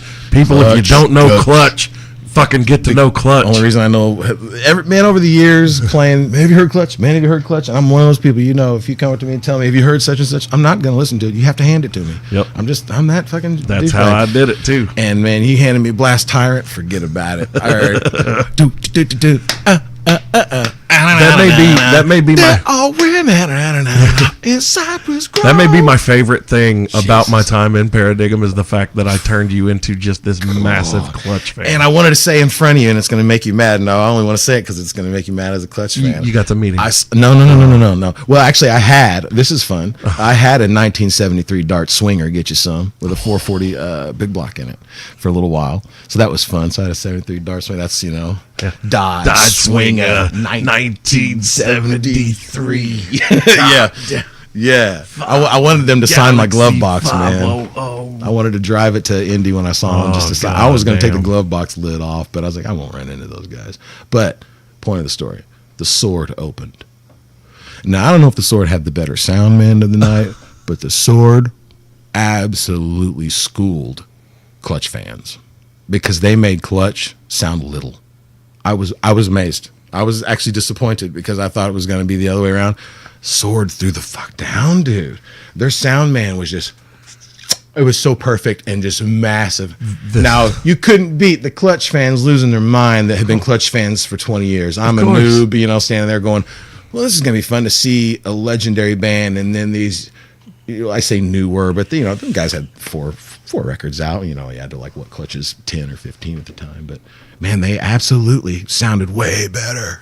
It happens. I know it happens. I'm not trying, sometimes, and I'm just the one talking about don't say anyone's better than anybody else. But live, I don't know if it was a sound man, but this something. last show, I think really what I'm saying is, man, there's really something about the Sword. Those guys are great live this too. last show, Sorry, people, I'm a dick. Steve. I don't know. See, I'm still learning. I'm still. Trying I don't know if you heard me talk about this last show that I went to see Clutch on my birthday, March 15th. I heard you talking about that. The opening band, Inspector Clouseau, man. Yeah, They I like the name already. Fucking badass. They're from France, and it's two guys, and they are amazing. You were talking about. You mentioned that. It reminds you what me and Justin would do. Yes, it's you and Butta. Me and Butta. You and Butta were a two-piece. I want to tell you the other day we were practicing, and usual Matt and Justin hanging out while everyone else was talking about other stuff, fashion. He starts playing some weird off-the-wall thing that struck me as like a Jesus Lizardy, very Dwayne Dennison-ish kind of riff.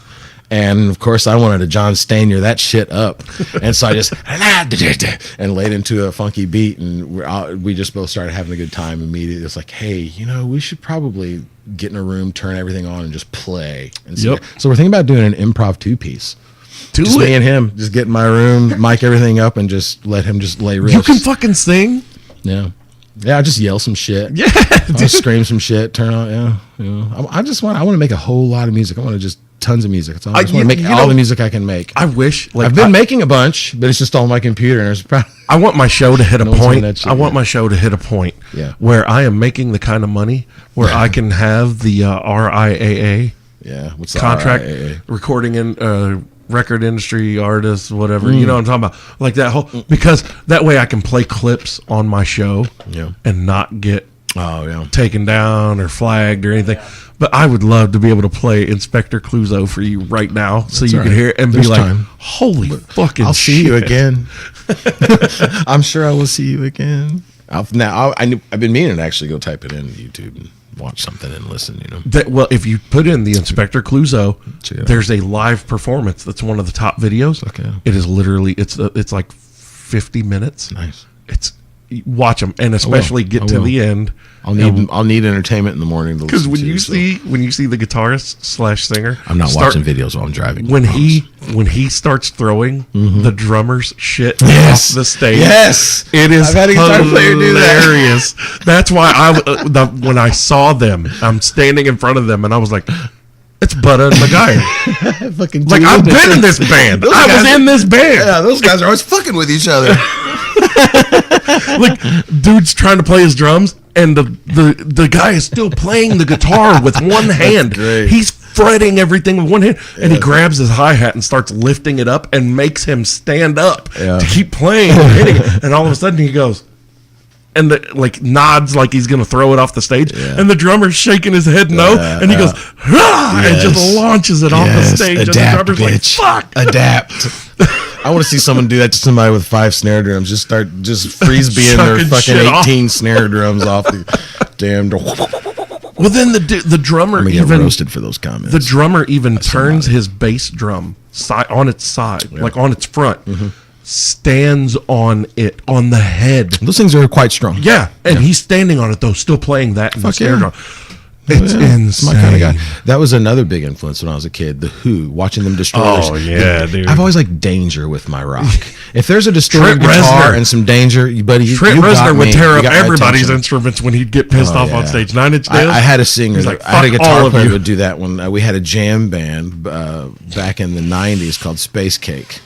And that's a good name. It was a funk jam band I was in, and there was no psychedelics involved at all. But we had fun playing funk music. Just white boys playing funk. Honey Roy Carter was in the band, and Brett Mitchum and Jonas Flannery was our guitar player. And we had, for a while, at the end, we had a guy named Steve Swertfeger, but here come Flannery one day ripping up everyone's pedals. We're in the middle of jamming. He just lost his mind on stage and started grabbing all the guitar stuff and ripping it off the floor because it's all taped down. And he looked at my drums and he started coming at the drums. I just took my stick bag and started throwing sticks at this guy. And then he's like, your whole kit was almost coming off that rise. Right in the middle, just jamming out, Steve's solo, Spotty Dog's jamming, and Roy's wailing, and Brett's slapping, and I'm playing beats, and Flannery's ending the show, kids. All was going to come down. Then he stopped. Thank God he stopped. Hey, that's so I relate. That's you great. like funk. Yeah, I love funk. You need to check out this band that I became favorite friends thing to with play. called Steady Flow. I'll will check it out. Love I'll these check it out. guys. Yeah. They're amazing. Yeah, I got to go see them the same night. Funk has become popular, which is fun to see because I was in a funk jam band in the 90s, and it was fun then. And then all of a sudden, there's so many, I can't keep up. Well, they're all great. The funk, like funk all started. jam. Well, I mean, funk unless started you to get, come like, back, and then it Lettuce transitioned. and- That ska movement hit, Yeah. and all of a sudden it was a different thing, and I the like funk old- got wiped I like out old- again. I like old, just nitty gritty P funk. Yeah, Yeah. dude, George Clinton, Yeah. fucking. I've seen him twice. I saw him twice. I saw the P Funk All Stars 2 times. I've seen them twice also. 6 guitar players playing the same riff groove at the same time. Ain't nothing like that, man. it's ridiculous. There ain't nothing. Dude in the wedding dress with the sunglasses on, and he's got the Les Paul at his knees, and all you get is his profile, and he looks at the crowd with his profile. And for those of us that have held a Les Paul, and you watch how he For those of handled us it, that has one that Yeah. weighs ungodly, I don't. That's why Dad has it. goddamn things weigh 20 fucking pounds. Dude, my dad's in his 70s. He's playing the church with one. Like, He's Dad, gonna look how like do you Mick hold that Mars. damn thing? He's gonna look like Mick Mars. Oh, I'd get done playing shows with that guitar and have strap burn all over my sweaty shoulder. Yeah. Those things are heavy. Not all of them, but man, the old ones. That's why I break love your back. semi-hollow bodies. Yeah, but them just want to feedback. They sound great. No, if you My got, dad's if you got an ES good butts in 135, there- man. If you turn on the gain channel and just fret a note, bitch, but it it's automatically so goes into nasty. harmonic feedback. It's It's so great. nasty, And you though. bend I it and turn love on. it. Oh no, it's great. Yeah, until you're not ready for it, and then the string pops out of the fucking trapeze saddle, and you just destroy a vocal line. Yeah, man. And One day, my playing will be good enough to justify having an. And I've heard you actual talk about the curse ES335. about singing and playing guitar. The more you do it, I'm learning this right now because I haven't played guitar and sang forever. I said I was never going to do it again, especially on stage. And, I remember you doing the Melvins, yeah, man. like when we'd be in rehearsal. Yeah, me and you'd Chris just used to do break that. in Yeah, I can imitate dude. Buzzle really I well. loved can it. imitate. Like- I've always imitated voices. Like I used to do Bobcat Goldthwait. And That was when my I was a shut. kid, That you was know, my shut up I moment can imitate people. in rehearsal. Oh, yeah? If you and Huggins would start doing out, Dude, busting out revolve, Melvins, you would people, jump on my revolve. microphone playing guitar, Huggins playing drums, and I would literally just song, sit on the stool and just watch and listen. Yeah. I didn't have shit to say while that I was still going wanna on. I do was it. like, God damn, that's badass. I still want to do more Melvin songs, man, because I want to play Queenie. I still want to play. There's a lot of songs I want to play, but yeah, we did Revolve. Is what that song was. Yeah. which is still one of my favorite songs of theirs. And figuring out covering the You're Melvins, you got to go figure out what the words are. What the fucking words? How I turned got you on 18 to Clutch, interpretations. you turned me on to the Melvins. Hey, right on. Yeah. Cheers, my friends. Yeah. I saw them open for Tool 3 times back Really? in the 90s. I was lucky enough to see them. And it was when they still had the cowboy, the guy dressed up like a cowboy and chewed on hay. He'd have a piece of straw, leaned up against 2 big old SVT classic fridges, that are feeding back. Everyone's carcasses are shaking at a freaking insane rate and vibrating. They literally came out on stage, played some songs. They opened with Interstellar Overdrive by Pink Floyd, which was insane. They played like an insanely noisy version of Interstellar Overdrive. That opened, and then before they played Night Goat, they all just stood at the stage as still as they could. Feedback that made me so sick. I thought I was going to puke the beer I was drinking everywhere, and everyone was trying to get away from this. You see everyone turn their head and covering their ears, but you couldn't get away from that bass rig. The Dayton Hall Arena. I swear it shook the foundation, and then you hear ba ba ba ba ba ba ba ba, and then Dale Crover's, his fists touch his back every stroke of the drums. What a brilliant band to see live, man. I love those guys. I turn into a little kid when I talk about seeing bands live. Me too. You talk about gear and music, and I love it. Well, that's like I was talking to Butta we all? about guitar and amp combos, and I really like. For me, Tim Solt's sound. Oh, yeah. in Clutch Yeah, is just sick. So I The went L34s, baby. I went one day. I'm sure he uses all chord switches. I went one day to Guitar Center. I got down a Gibson SG, plugged in to an orange rocker verb, Hell yeah. and I was like, boy, I'm gonna tear this motherfucker up. And I hit it. It sounded like dog shit, boy. I could, and I'm playing clutch. Fucking songs, and it sounded like ass. And I was like, oh no. And then, shit, you got me snorting, bro. What was funny was everybody in the store is looking at me like, you just said this was going to be badass. It's ass, all right. It's ass. And I was like, hold on. If Ed Sign was there, he would have turned your amp off. Dude, he would have too. He would have walked over. But so Candy's there. Candy's watching me do that. He goes, ugh. Like when Candy makes the face, you know, Candy doesn't try to judge anybody. He gave me the face.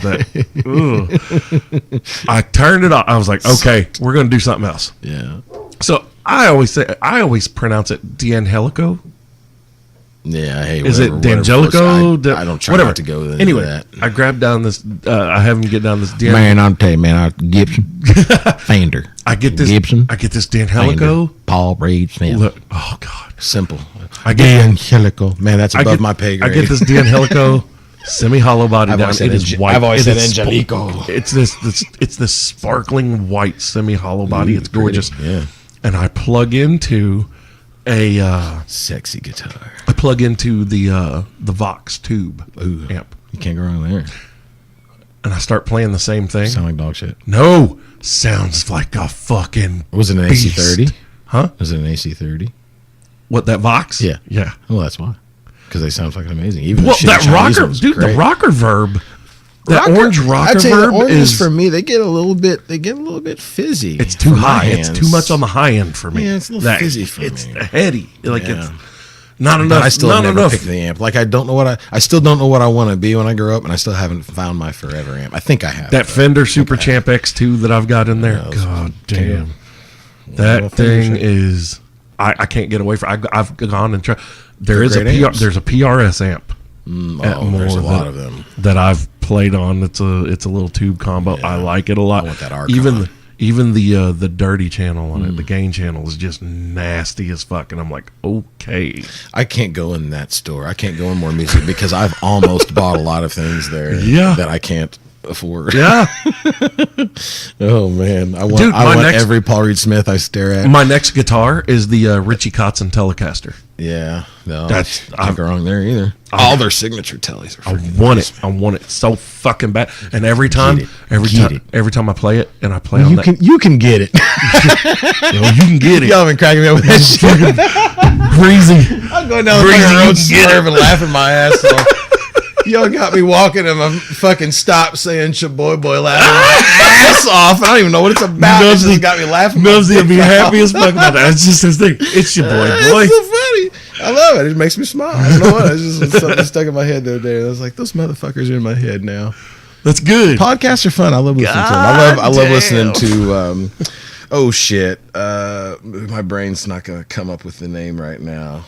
He's always on Joe. He hasn't been on a Tom Segura. No. Oh. He's not. It's Have you listened to his? It's sad Your that Mom's House? It's sad that my I can't God. even get his name to my mouth to make his name right Bert now. Kreischer. No, fuck. Because I love the guy. He's great.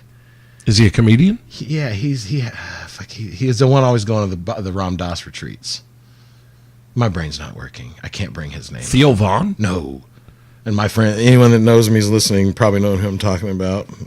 I assume people are listening to me. You wouldn't listen to me. You got shows to watch.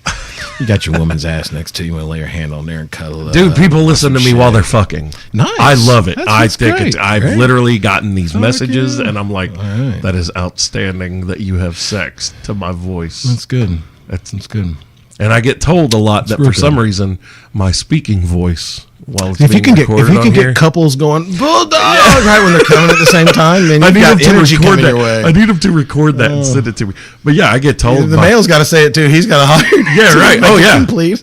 But no, I get women that'll listen to the show and they're like, your voice when you're talking on your show, you get real serious about something like this right here. Yeah. And your voice It gets sounds like you real put glasses fucking- on all of a sudden. Yeah. And they're just Like, like, she's put oh my glasses on. God. They're like, I get wet listening to you. And all I'm right, like, so- I always want you to tell me if you get wet listening to my voice. Man, That's people amazing. get wet to your voice. That's a wonderful thing. That's awesome. Yeah. Hell yeah, it is. If I can That's affect more your than that. sexuality while I'm talking about dumb shit, Yeah. sweet. Yeah, exactly. Yeah. That's funny. That's great. Hell yeah. What now? What do you want to talk about now? Fuck, I don't give a fuck, What else, man. You want more history bullshit? fuck. I ain't got no history. Okay, I ain't done nothing let's- different than anybody let's jump else. up. Played a bunch So- of shit, knew a bunch of cool people. Everyone I know is because of music, you know. A lot of people are really nice to me that I don't deserve. So, you know, That's love to bullshit. all people out there. Love to everyone. I can't wait to get out and play in some new projects. My little girl's getting bigger now, so daddy can get the hell out the house, get mama out the house, and we can go watch some music. I haven't been out the house in a long time. So how many kids you got now? I've got 2. Amelia is 8. She'll be 9 on July the 27th with my ex-wife. Right. And then my Your little youngest, bug. she will be 3 on the 21st Jesus. of July. Little Opal Ann and Amelia Jane. I love my babies. They're the only reason I'm still alive is because of my wife and my kids. And if it wasn't for them, I'd have made the option to duck the fuck out. Brother, that's the God's I honest get it. truth, man. That's Because, another thing that when I saw who I've I become saw- more comfortable discussing is Yeah. especially Feeling bad, man. art, Maybe we're talking about feeling bad, comedians, tough parts and all that comedians, musicians, artists. afflicted. You don't get involved Crazy. in things like this Yeah. unless you are fucked up. Yeah. You're broken. It really like. Yeah. That's why in music alone, there's a 27 club. Well, it's a real I fucking do have thing, to man. say, It's- I don't have an excuse. The fun part about it is I don't really have a reason to be. I know a lot of people who have had a much tougher time than me. I am the luckiest.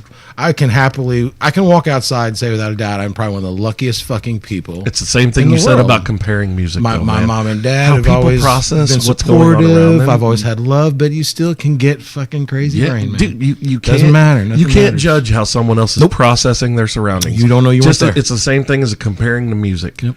Oh, this band kicks the shit out of this band. Oh, my life. I know that my life story is fucked up, man. Right. People hear it and they're like, I did 3 shows. But you of embrace it because it's who you are. That's You all are I who you know. are because That's of it. all I fucking know. I was going to say earlier, there's this little other theory I have too with the whole that we're all heading to the same thing. Demise. We're all heading to the same aha about our life, our existential crisis. All of us are working towards the same aha. We just all have to have a different treatment to make it to that point, which Yeah. is why some of us get an easy life, quote unquote. Some of us get a hard life, quote unquote. Some of us, I think we spend our just get entire life in recycled. jail. So, it's That's why babies you've are lived born every life. screaming. You've had every experience. By the time you end this physical plane, you will have gained every bit of experience you could gain on this physical. I'm a total reincarnation. That's why babies are born screaming, man, because they mysticism- realize, oh into shit, it. this I'm was the not- light that I was going I'm toward. not highly Fuck. knowledgeable about Eastern mysticism. Remember, I said that I've never committed my time to focusing on anything. I won't go that deep into Eastern mysticism. It looks cool when I walk by the window and makes sense. Disclaimer over. I have to share that I'm no expert on these things. This is just how I feel. That's, dude, like that. That makes sense. Like the babies come into the world screaming because they realize, shit, I was just going toward the light, and this is the light. Fuck, I'm here again. Oh, great, what are happening? I can't remember what. I have a was that? weird, and I don't want to go way down this hole, but I have another weird theory that's why, like, I mean, obviously I would have no choice but to feel very effeminate and feminine. I grew up around nothing but femininity, my sisters and whatnot, my dad's not a macho, gotta be tough, you gotta fuck people up. Dad's like, just stay out of everyone's way and make the rock your thing. like Yeah. this, it makes such a noise doing everything else, it gets, bad attention sometimes. And I forgot where the fuck I was going with that. I had a point. Shit. When we were talking about the reincarnation. Oh, reincarnation. I was going somewhere with it. Fuck me. I forgot. Yeah, I know. Laugh it up, people. It happens, man. Yeah, I had a point, man. I always do. Don't we all? We all got a point. Sometimes. Yeah. Yeah, reincarnation's neat. I think it's just the one thing that we've been left out of. It's not in the Bible, bro, so it's not part of Western life. Now we're getting to get philosophical. Let's not go down the philosophy. Oh, we we haven't can covered the totally musical go. hole yet. There's a lot of holes to fill here. Oh, don't they go hand in hand? Yeah, I got to fill the holes. They do. Yeah. Philosophy and music. Yeah. What all music is a transference of pain into song. Yeah. Sure, you're gonna have some funny songs and you're gonna have some songs that Yeah. kick ass. Yeah, beautiful but it songs. all okay. All comes from it. All I comes love from this. the I love this existential every crisis. time I hear Joe Rogan or any of these comedians that were close with this man bring this up. It was Patrice O'Neal that said, you remember him? Nah, I The haven't. big black dude. big black dude. He would talk like this. I don't keep up, man. I can't put the face. Patrice O'Neal was fucking great. He was such a vicious cunt. Oh, really? He, like, literally, his level of give a fuck. Love the word cunt. Yeah, oh yeah. Great. But his level of give a fuck Yeah. was so Yeah. like in the negative. And but it was genuine. Like, he really didn't give a fuck. But he's the one that said, when you hear a joke and you love it, and then you hear another joke and you hate it and you get offended, you need to understand that those jokes come from the same place. And it's the same thing with music. It doesn't matter. Music, I don't care. You can be the happiest person in the world or whatever. But when it comes to writing songs, you pull from pain. Yeah, you pull from typically. life experience. There's very few happy songs that'll just get you. It's all about a tough time. Yeah, it's man. It's all about It's a struggle. learning. It's all someone talking about And their you learning experience. You can tell when a lot of musicians fall off, when they lose that magic they had. Like, okay, this is a band I love to bring up. Their first 2 albums, brutal, pain-filled, but Stained, Tormented, and Dysfunction. Dysfunction was kick ass. Jesus man. fucking Christ. That album and rocked. then all of a sudden Break the Cycle comes out and you're like, oh, he's okay now. Fuck. Yeah. This is It's been a while. Yeah. And you're like, this is not. It's been a while since you had a song that mopped the fucking floor with my face. You know? But you still can't take away from those first 2 fucking albums. Like, oh my God. I love that you just did Crawl. Crawl is Dude, that song. And I crawl. Yeah. Well, you spit. And I crawl. Fuck. That was good And then- stuff. But he got sick of that. Oh, everything is oh, this shit sucks. And now he's doing country. Hey, look at that wagon over there. Yeah, I fucking like the first time I heard Hey, him do whatever country, works, man. I was Whatever like, makes that man well, happy, but I was you know? yeah, exactly, and makes but I that was man like, ooh, man, it's hard for me to accept this. It is. I'm glad It's that tough, man. I'm glad that you have a new fan base now, and that some of your old fan base transitioned with you. Yeah. But there's some of us that you have left behind. I think people and had a that's tougher okay. time with that than the people that were fans of Judas Priest having a time with. They were all the ones that were so mad about Rob Halford being gay. I'm like, you didn't notice? How did you not notice? He I looked don't- like a leather I know. I daddy. don't know how. I just noticed. I just knew. I don't know. Maybe my gaydar was on that day. I'm making terrible jokes from years ago, but no, seriously, I understood very well with it. So I think they were more shocked for whenever that guy went country than they were when they found out that Rob Halford preferred penises. I mean, you know. Fucking that guy can do whatever he wants. So anyone can do Rob whatever he Halford's wants. a I'm just, god. you know, I have to make the crack, man. Rob that guy Halford- doing country was just like, what the fuck? Rob Halford was the Freddie Mercury of metal. I wanted to find this dude from Stained wherever he was sitting with his acoustic guitar and his camouflage hat, and then turn on Crawl on a really loud speaker and sit it in front of him and play it so he's rocked by it. And they're like, dude, you forgot, man. Fucking there's plenty of country for all. You did rock so good. What was his guitarist name? Mike Mushak. Mushak. Mushak. Yeah, he has that band Saint Sonia now. Yeah. With them dudes got a Well, that's like all-star that's lineup. like we had Creed in the Crowd. fucking 90s. Creed. And then Creed. but oh, God. But once that was done, we got Miles Kennedy and Mark Tremonti with Alter Bridge, and they're goddamn amazing. Yeah, like that's man. Miles Kennedy's that man. he's a beast. Jeez, dude. He's ridiculous. Yeah. You know, people are I identify with the punk rock crowd and I identify with the polished Stand rock up and crowd. And I'll say at the end of the day, like what you like it or not, that motherfucker sings high and it lights fucking primal energy and you're like, yeah. Well, like the Fucking movie let's rock, Rockstar. you know? That's how it's used. You know what I'm talking about? Yeah, it's Stand up and shout. He's fucking amazing. Great shit.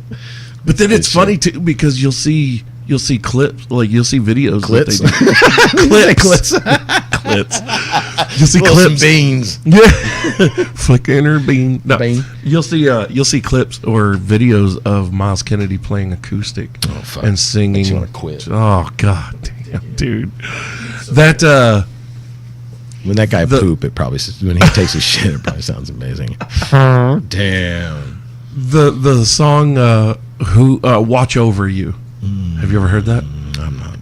Me and Let's see if I can- he Dude, goes like- my favorite songs of all time. I don't know the name of the song. Is gonna save you when I'm gone.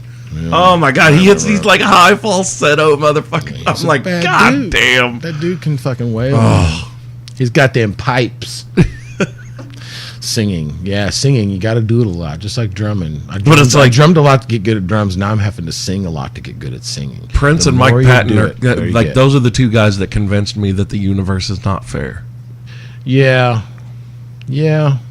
Yeah. There should not be that much talent in one body. Mike Patton and who? Sorry? Prince. Oh, yeah. Fuck. Prince was the end-all be-all. Prince is of, our Jimi Hendrix. Dude, Tommy Lee is our John Bonham. If Jimi Hendrix had been alive to see But now he's Prince, getting Jimi Hendrix probably would have been like, well, I'm done. Yeah, Fuck this. yeah, they've been That buddies. guy's an asshole. Yeah, man, I never forget being a kid and seeing Prince wail on that telecast for the first time, and the I fact knew, that he's always playing and I the knew fucking right then telly. I was like, that guy, I loved him. My parents went and saw him when he came here.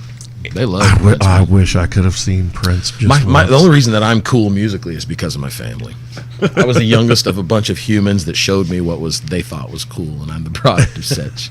I mean, when you're listening to Bullet Boys downstairs, you walk upstairs and you go, "Well, I got one from my son, and two," and then Sugar Cube's "Delicious Demons," and Oh my God. The Smiths, and The Smiths. yeah, Echo and the Bunnymen. Oh my god. My sisters listen to all the good shit, man. Where the alternative, for lack of better words, spawned from, more artistic rock movement of the late '80s and '90s came out of. They listen to all that shit. I heard the, "Blister in the Sun" was my anthem when I was a fucking little kid, because my sisters, if it was new and hot, they wore it out. Like Jane's Addiction, Nothing Shocking, when it came out, they had it. Whenever Gish came out, Smashing Pumpkins, they had it. I remember getting made fun of in 8th grade because I had a Gish shirt. Freshman year, it was either 8th grade or freshman year, I made fun of because I had a Smashing Pumpkins. What's a Smashing Pumpkin? And then like sophomore year is, Siamese Dream, Cherub Rock, and Today is a Great. Yep. Yeah, man. Good shit, man. Yeah, Alice in Chains. Oh, shit. When I was, and then my buddy Scott Wright is the only reason I got cool with metal, because on my own I would have been stuck on. Well, I adopted Testament. I will happily say Testament was people were Slayer fans. Testament was my band. I had all of them cassettes. My girlfriend in middle school bought me the New Order. We were out in North Park. We went to Cats, and she bought the New Order for me because it was the one I lacked. Souls of Black. Man. Souls of Black had just came out. You just said Cats. Yeah, dude, I used to go to Cats Full City records with and Dad. tapes, I remember seeing two-person underwear when I was little. Going, two people getting that underwear, because they had the toys and stuff in Full City when I was little. Yeah. Going there and flip records with Dad. Never forget the smell of that store. That was my favorite place. Yeah, in the world. dude. It was Loved almost going. like a bookstore. I go there with Dad in the fabric store with Mom and play inside all the bats of fabric. But yeah, Cats. Corey Foles worked at Cats at its very last incarnation in North Park. I remember going in there and listening to Primus with Corey. Oh shit. Yeah, man. Yeah, the only reason that I have anything cool musically was the people around me. Scott Wright, he was my friend. Bless his soul, he's passed away a long time ago, 19 years now, but he played me Kill 'Em All. He played me Master of Puppets. Oh, he shit. played me Ride the Lightning. He's the one's like, hey, have you ever heard of Kirk Hammett? What are you talking about? 5th, 6th grade. Check this out. Kill 'Em All, puts Kill 'Em All on, and it was over. So then when Alice in Chains was coming out, he had on Scaries on the Wall. When that came out, and you should have known better, and we die young.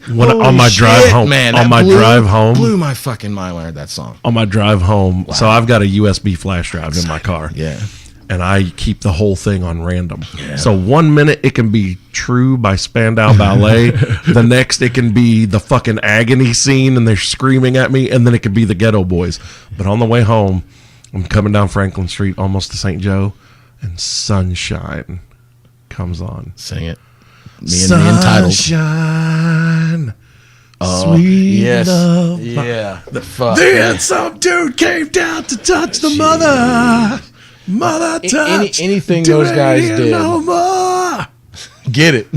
Ain't no day the sun don't crack that you brand some name across my back just so you can find someone to tell you. My voice is thrashed. No, you're good. Sean Kinney. Sean Kinney on the bass, Jerry on the guitar. No, Sean Sean Kinney Kinney on on drums. Yeah, Mike Inez on bass. My bad. Inez. Mike Starr. Mike Inez. Yeah, Mike Inez. And then fucking Lane's fucking voice. Yeah, Will's done an amazing job doing that shit too. I know he has. I can't get. It's never gonna be. I can't get into it. It's can't not expect for me. it. You can't expect it. They should have called it something else. My favorite quote in music of recent years has been Joshua Homme from Queens and Them Crooked Vultures, and he said always, and it was a learning lesson for me. He said, if you're expecting anything out of music, you're expecting way too much. Yeah. And that is a thing I have to say to myself in the mirror every day because I just get so excited like a little dog. I'm the little dog that almost pisses itself everywhere it goes out of excitement. There's only one band that I have expectations for. Yeah. And that's Clutch. Yeah. Well, you don't because you can. You know it's going to kick ass. Because I've been there. You know my favorite Clutch record now? What? Jam Room. Oh, dude. That's that Jam Room. That whole concept, that whole idea. Well, have you listened to the Bakerton group? I haven't, and Jim Colley has told that's me to all check it is. them out. It's so many just all their times. jam. Dude, you'll love it. It's all of them, and it's just their jam shit. It's you got to hand it to me, or I just won't go listen. I'm just terrible, man. There's too much. I won't listen. I don't listen to music because there's too much.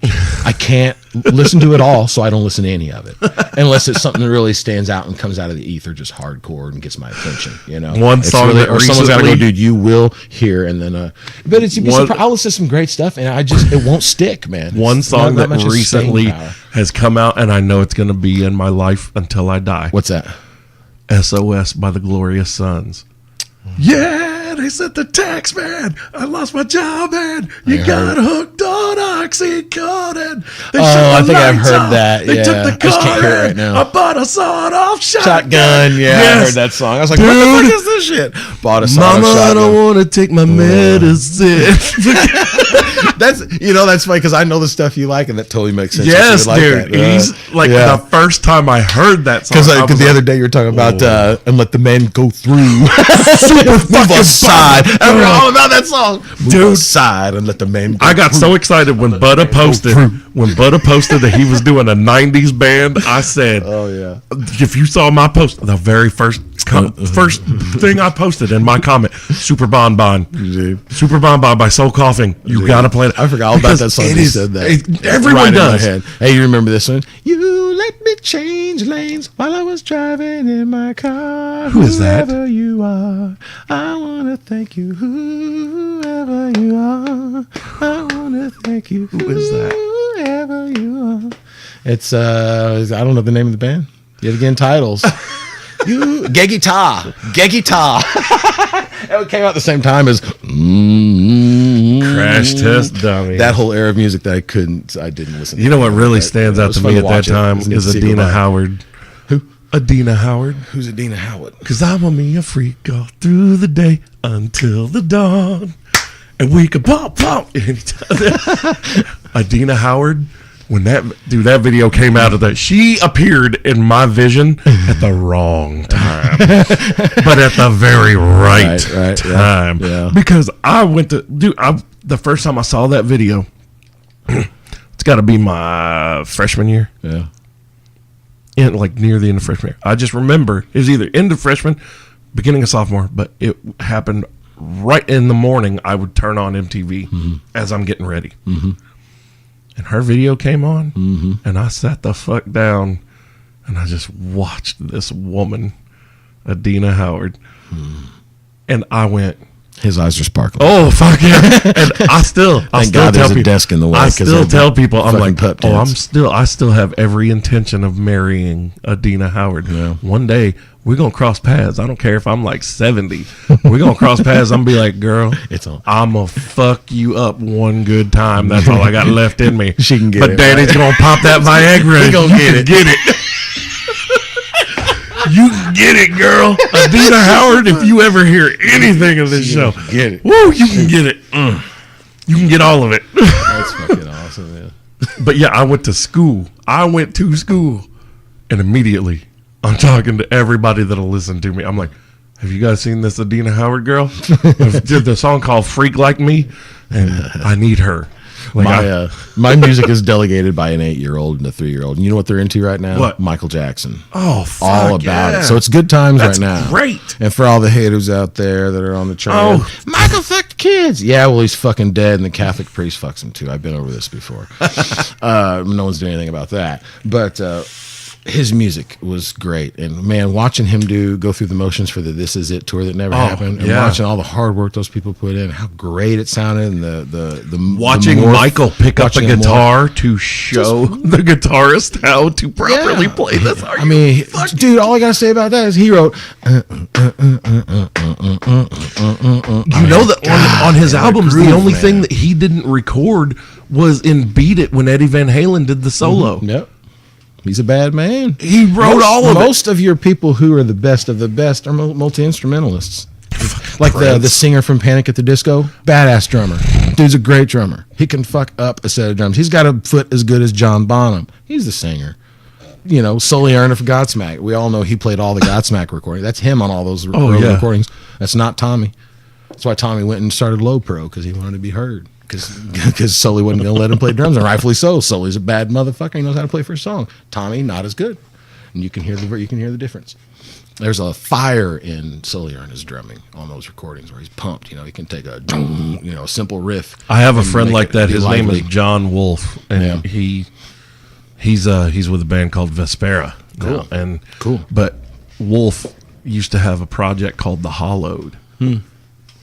One of their songs called Animalistic Duet. It's my alarm on my phone. Nice. Like, that's what wakes me up every morning. He can play anything. He can sing. He can scream. And he has the look. He's another one of those guys that you look at and you're like, man, the universe just shit all over me. Like, what line was I standing in? Like I was talking to Bud. I said, I wasn't standing in the big dick line. I'm only kind of intelligent. Like, what line was I standing in when they were handing out all this musical talent and these looks and the ability to sing? And I didn't get any. Okay, I got adaptability. Here's adaptability. Right. Like, you show me how to do something one time, motherfucker. I got it. You give me something to drive. You have to show me like 3 or 4. I'm not good at much. I can drive stuff and I can play some drums for you if you would like to hear something right now. And it's not going to be insanity, and it's not going to blow your mind, but it might make your butt go, ooh. I beg to differ. Ooh, ooh, ooh, you know. I beg to differ. Yeah, well, when you play drums for people, it blows their fucking minds. Well, a lot of people come up to me when I'm done have come up over the years and said, man, I love watching you play the drums. And to hear someone say that, it's all that matters to me, because I love to play the drums, you know? Is when someone else says, man, I love watching you play. Well, good, because I hope that I'm that immersed that I look like I'm not even there, and it's a transcendental experience for anyone that's hanging out. Like, separate yourself, find a door you can step through to disappear and bring out your truest energy of yourself. And for me, that's drum beats, man. If I can just sit in there and go, I'm complete. It's great. I love my kids. God damn, I love drum beats too. I really love drum beats. What it's like, okay, so... And my little girl will come in the room. I'll have someone over to work on something. She'll come in when no one's looking. You hear her do. Play stuff. She's fun, man. That's cool. Like, when people would come up to me after shows, like, oh my God, dude, your voice. And I love that. But people are so nice, the one that really got me was the night we opened for Hailstorm. Yeah. And they were really nice to us. Right off the left side of the stage. Nice people, man. Right off the left side of the stage, there were those 2 girls, and you could tell that they were lesbians. They were there together, and as soon... It just reminded me about the chick that wouldn't stop touching your dick the night of Brian's. God damn. You turned around, I was like, dude, this chick is fucking trying to rape me. She is, man. It's like, I thought that girl was going to rip my dick off. You starting that story reminded me mad. of that. I think you and Butter were talking about that. I was mad. Oh, God, it was so funny. Nobody did anything to stop that. It was like someone put their finger in your butt and it was unwarranted. It was that level of surprise. It was, man. And she just touched your dick. Repeatedly. If she fell, that was what she would. Yeah, that was her own shit handle. Yes. We're gonna fall. Too much drink. Go grab the dick. But these two girls. And then Pete fell on his face right oh in front my of God, that was hilarious. Pete's birthday. He was wasted. Oh yeah, he got up on stage and then ate shit off the stage. Everyone came to. All our friends came to support us. Then, so thanks to everybody that came out because you all gave us some of the greatest times of our life coming out. Those two girls, though, those two girls at the Hailstorm show. As soon as we took the stage and they laid eyes on me, they were not impressed. The moment until you opened your mouth. Oh, hold on! Because I get up there, golden throat here. I grab the microphone and I'm looking over the crowd, and we lock eyes, and these two girls looked like like if was a facial expression, right? They had it, both of them, and it was unrehearsed. Who's this mohawked fucking pudding face some bitch about to yell in my face? Yes, and then I want to talk about. Yep, and then as soon as that, because we always started with the fall, and as soon as I feel you pressing down on me, right then I look over and their eyes are huge, and they look at each other. And they were like, I could see one of them mouth, "Oh my God!" Yeah, and I knew I had them. I was like, and for whatever reason, and you were waiting for it. Oh yeah, you compromised. Oh hell yeah, dude! Man. And as soon as we were done, guys, pause that shit up. Let's do right. As soon as we were done, I walked off the stage, and they were the first two to grab me, and they were like, "Oh my God, you're fucking brilliant." That froze me in my tracks. Not you kick ass, not you're awesome. You're fucking brilliant. Mm-hmm. And I was like, holy shit, man. Mm-hmm. That's amazing. And I took two girls that hated me on sight, right, and made them love me. Well, because you opened your mouth and your voice came out. Yeah, but there were some people that were expecting, greatness, and then they'd hear me sing, and they're like, I don't know about all this. What are you doing to my ear holes? You can't win them all, man. No. You can't win them all. It's good times, man. I had fun back then. I'm glad we got to do that. We've tried to pick it back up here and there for fun, but it's one of those. I've always thought it's one of those things. Best left where it is. It was that was a magical time. Yeah, it really was. All four incarnations of that band were fun. Yeah. I was a part of the first incarnation because I ran sound for them several times, and they had good songs. So when their drummer was done and the singer was done, I was like, "Let's rock, dudes! You guys write cool songs." And by the way, I just went and saw Castellano and his wife's new band. Yeah, I haven't been out of the house in forever.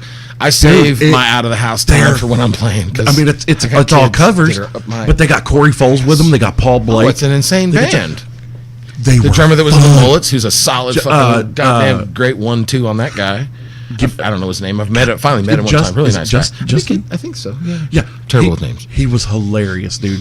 He didn't have a cowbell. He had a wood block. Fuck yeah. And me and Andy Mitchell are going nuts for the wood block. So he started incorporating it in every fucking song. When you hear "Welcome to the Jungle," and instead of the cowbell, it's I'm fucking dying, dude. Reverses the floor tom, the cowbell, so it's the cowbell. Oh, dude. The entire time. It was fantastic. They were hilarious. That's a hellacious lineup, man. Those are some dangerous men. Well, and Darcy. Yeah. Oh, that woman's voice. And not only that, so I've never had the privilege of meeting Tall Paul, but all I hear is amazing things about what a sweetheart and amazing player that dude is. I didn't really talk to him, but man, and I know what a player Corey is. Oh, he's and a singer. Those guys. Yeah, there's so many fucking talented people in this town. Man. Yeah, there are. One of these days when everybody doesn't have a gig the same night, there needs to be like Donkey a Punch massive cookout in the middle of a fucking parking lot where everyone gets drunk or whatever Do they you fancy. even remember that? Oh, I remember that. Donkey Punch was a thing here. It happened. I wasn't as excited as you guys. I was like, get the fuck off my drums. I'm ready to go to bed. I don't care. It was so much fun. But even though I did get up there and play guitar, yeah, I'm a stick in the mud. Fucking, kiss my ass. We had Walt. We had me and Larry. We had Lindsay. We had Lindsay fucking Williams playing Butta's guitar. I played on his record. I got to play on his record. Fucking. Thanks, Lindsay. Greg Pierce up there playing. The record. God damn, dude. Yeah, man. Everybody was hanging out, having a good time. Walt was in there. Yeah, that's what I was playing. Once I was done trying to play AC/DC, failing. I went and sat down and just listened to my snare drum, and man, it sounded good. I sat and listened to Walt play for it. That's how I remember that. Man, those drums sound good. Good job, Walt. Walt was whack. Pierce ran sound for us that night. That's why he came out and ran sound. Yep, sounded good in there too, dude. It was that. I love that video. I love that video is still on YouTube. Yeah, I'm glad the show from opening for Hailstorm is still there. Because that was a good one. We played well that night. No, you know which one? I'm very proud of that set. We kicked ass. The best show that we did, there is no video of. Which one? Saliva. The one we played at night. Yeah, when I had the intro, when I made the intro for us. Remember the intro? Do you remember the intro that shook the whole I place? do. But because I cut. But you know what the best part of that was? The whole thing. Bobby G. Oh, and I remember because Bobby G was trying to introduce us, and Steve started making guitar noise to shut him up. Well, no, we weren't even on the stage yet. He introduced us twice, though. So right, he introduced a puddle of mud. Right. But then the Saliva night is the night I got in trouble with Zach. Yeah, I remember. From the puddle of mud. I remember him introducing you. Bulldog's going to come out here. He says, fuck a lot. And the crowd went nuts. And I looked at Zach, and Zach just throws his hands up in the air and is like, oh, God, whatever. Steve was getting everybody with powder that night because Steve got my drums. I was playing drums. My right leg was cramping up so bad I could hardly play. And I actually had to use my left foot at one time to be able to make it through some. My right leg was I stretched it too far the wrong way. So it Charlie horsed up. Playing drums. Oh, excuse me. Well, I went so hard that night, I puked immediately when I got off stage, remember? Yeah. I went to that big trash barrel right off the stage, and people are trying to get me to sign shit, and I'm like, blah! And they were like, is he drunk? And Butter goes, no, he has heat exhaustion right now, like he's about to die. Man, when we were in RWT, we had Breeze, when he was singing this, he would puke before every show, speaking of. That's fun. That's something I'd never seen before playing music. Guy that pukes before every show. Like, where are you going, Breeze? I'm just going to fucking puke. It was fucking hilarious. Was it just his nerves? Yeah, he's getting amped up, man. He was getting fucking pissed. So he had to spew some acid from his stomach for it to fucking bring the grit to the teeth, I guess, you know. It was me and Breeze got along great in the fact that music for us is a sort. I think it's for everybody in their own way, but especially gruesome exorcism. You know, like I want to be in fucking pain, and there's a certain bands that when I play with them, I want to hurt when it's over. I want it to stick. Like I want to feel this for the next week. I want to like next week and go, fuck, that show was so much fun. Ouch. Which doesn't take much now. But I can't wipe properly. Loved it, man. Fucking Breeze would bang his head to you. You're just waiting to see that fucking head of hair just like decapitate and go across the stage, man. It's great. I love seeing people throw themselves in the fucking fire, especially when they're willing to do it with you. Yeah. Are you ready for trial by fire? Fuck yes. Awesome. We'll get along forever. You know, go trudging into the darkness. So what bands you got going on now? How many projects you got going? I've got a studio venture that I'm excited about with Steve Tyner of Black Cat Recording. Me and him are we have Jenny's Bad Hair Day. Yes, Jenny's Bad Hair Day. Fantastic human, wonderful ear. He's a great mix engineer. I still want to hear him play saxophone. Tracking. I didn't know he played. He probably told me. I forgot. He Steve does knows play I forget saxophone. everything. But we met and became really good friends. Just really click. We have a lot of fun, a lot of laughs. We have no bullshit. We don't bullshit each other. That's another dude that can throw down some funk. If I do something that sucks, he'll go, dude, that sucked. Do it again. You know. And if he's mixing something I don't like, I can tell him. You know, we were honest with. We have an honesty policy, man, and it's really good to be upfront with someone. Like when you meet someone you really jive with, and then you can agree to be the coolest of the cool to each other. It's a lot of fun, you know. So I have a house that's old and has a big 25 by 14 foot room with 9 foot ceilings. My dream has always been to drum on people's records, and then I saw Gavin Harrison write up in Modern Drummer, and he had a picture of him in his house. This is like white Victorian paneled room. It's his drum room in his house that he, you know, takes a cup of coffee, walks out the door, goes in there and works. Wow, blew my mind. You know, I've always wanted to do it. Even when I was in Nashville in the 90s, I wanted to do it, but wasn't willing to stick around as usual, not willing to commit myself to just, you know, sucking at some shit for a while. Too much other shit I wanted to do too. You know, the pressure of gotta meet somebody and start a family, you know. When you feel like a grotesque man, if anyone gives you any attention, it's like, oh, you think I'm nice? Okay, cool, let's hang out. You know, so you would have put my penis in your mouth. Well, let's do that. Oh shit, that's funny. Sure. That's what fucks up everything for men. Yeah. Wait, you want to put my dick in your mouth? Well, I'm ready to give up on really, all my like, dreams. No, it's like, oh, well, you mean me saying 3 sentences doesn't make you want to walk the other direction? Cool. That's the first. That's really kind of where I'm at. Like, oh shit. I will squash my dreams so for you. Now I have this house, and by luck, it sounded amazing when I played drums in it. So I was like, well, I want to buy some recording stuff. I got a lot of songs. I started tracking after the last band. I just like, I'm going to take some time off. I've got more ideas than I can handle anymore. They've all compacted and piled into this massive mound of have to deal with this. So I bought the necessary studio equipment on as minimal budget as I could, going with the logic of let's make great sounds, make the drums sound good, hit them right, play proper, play good takes will sound good. You don't need $40,000 in mic pre's for a good drum sound. You just need to learn to play better. That's the key. What you give it, it will record. That sounds kind of snobbish, but seriously, what you give it is what it's going to pick up. Well, I sound bad. Well, yeah, because it's picking up your discrepancies as much as your strong points. I wanted this in my house, so I put it in there. I was getting good sounds. Met Steve. Hey, let's, he doesn't have a good spot for drums, and we have a lot of mutual interest and goals. And so the goal is to have a space, A, for me to be able to be a hireable drummer, and then B, to have a desirable place for others that want to hear their drums captured in a way that's not possible anywhere else, because I can mic.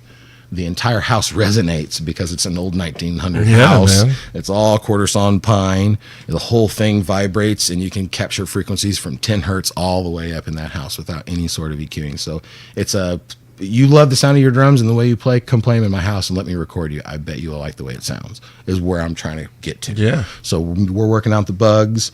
We want to work with bands. We want people that are passionate about their music, that want to find the best route to their best performance that they didn't even know they could do. We really want to try to inspire people for once. I want to make people feel good enough about themselves that they go further down the road and really, man, I don't know, but I recorded and I played something I've never ever done before because I was able to let go and get in my moment. I want to be able to provide a moment like that for other people and a space to do it in would make me happy. So that's awesome. So that's one thing. We're doing that. So come record with us if you want some awesome sounding shit. Steve's portfolio of mixing and capturing people's performances speaks for itself. And you guys know I know what I'm doing with drums. So let's hang out and get weird with drums. That's that. What you got going with the band? Bands is the 3-piece. Mm-hmm. I wasn't gonna do. I was just gonna make records. I just wanted to record a record, release it, record a record by myself, release it, just do it all by myself in my house. But you can't record vocals by yourself. I found you can't do it. You can't do it. Well, no matter how honest you are, but it's hard to get real good. Yeah, I mean, I can do it, but I end up with 30 takes that I got to swim through to find. Because I just, no matter what I do, I'm not going to like it. So you gotta, which I've heard you say before, and you were 100% correct in other interviews. You need someone there that can go, actually, you think you sound great, you sound bad. You're not sure how you sound. I can tell you, you sound great. Keep doing that. You got to have that person. Yep. So I had to, because you know me. Whenever we recorded any of those takes, you're your own worst critic. I was like, that sounded like ass, and you're like, no, dude, that sounded really good. That's the one we're gonna roll with. And I'm like, okay, fine. One take. I gotta fucking take. I gotta fucking walk away. That's what was so frustrating about us not being able to. We couldn't keep it going because one fucking take, man. Just laying down the law with one fucking take. Pow, there it is. Good singing in key. Shit, a couple of things could be moved, but damn, that's awesome, man. That's what it's about. So I've been compiling, writing music. Just got inspired again. I haven't, created a lot of songs since Minsana back in 04, 05. Last thing I did, 3-piece. And music was just coming at me like never before. Just and good shit. Like, wow, this melody's actually got me kind of, damn, cool. I'll keep that then. Thanks, brain. Stuff hits you in the middle of the night. Got a big mound of it, started just sharing stuff on Facebook, and I swore I would never play out with this. I'm not playing out with this. It's just me having fun. It's McG music. It's just for, if you want to hear some bullshit, come listen. I'm not trying to prove anything. I just want to share, And then Brian St. Pierre, one of my favorite drummers, says, hey, man, I dig what you're doing. You want to jam? You need any help? I was like, yeah, I need an unbiased opinion to tell me when I suck, So it just snowballed into now we have a band. It's a 3-piece, and I every time I come home, I'm jazzed about the band and Stoked about what we're doing. I get better every practice. My voice is getting better. I'm actually becoming a singer for once, not just a drummer, and not not just a guy who tries to sing.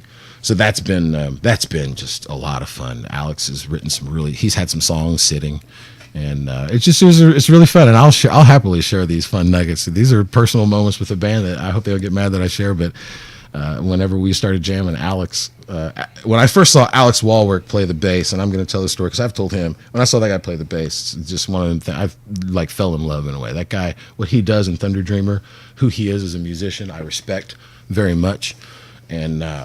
When that guy plays the bass, the right shit comes out, And so he's like, yeah, I'm stoked to jam with you two because I've had songs that I've been saving if either one of you ever got to be the drummer, and now here's both of you.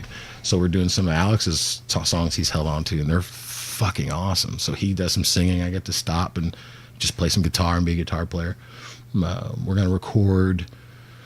looking to record probably early June. We're going to go all analog 2-inch live to 2-inch. Wow. Yeah, we're going to live to 2-inch and then do the overdubs out, do vocals. And I'll do the vocals if the engineer wants me to. And if he's like, go for it, I'll give it a whirl.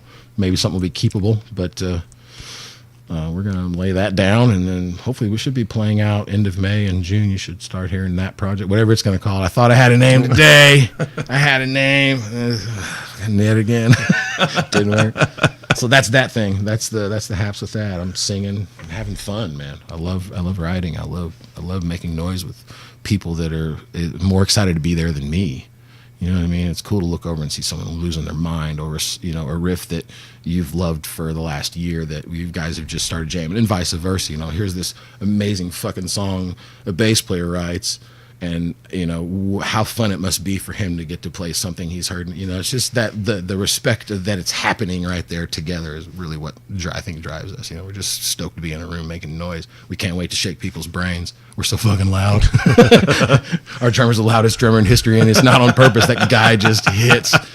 He's insane. He's no small guy. I mean, he's 6 foot 6'1", I believe. Got arms, got big meat hooks. Stout guy, no small dude, sits so low to the floor. He practically sits on the floor, like on a bucket, and kicks out and hits down, and and just thunder ensues, man. It's fucking amazing.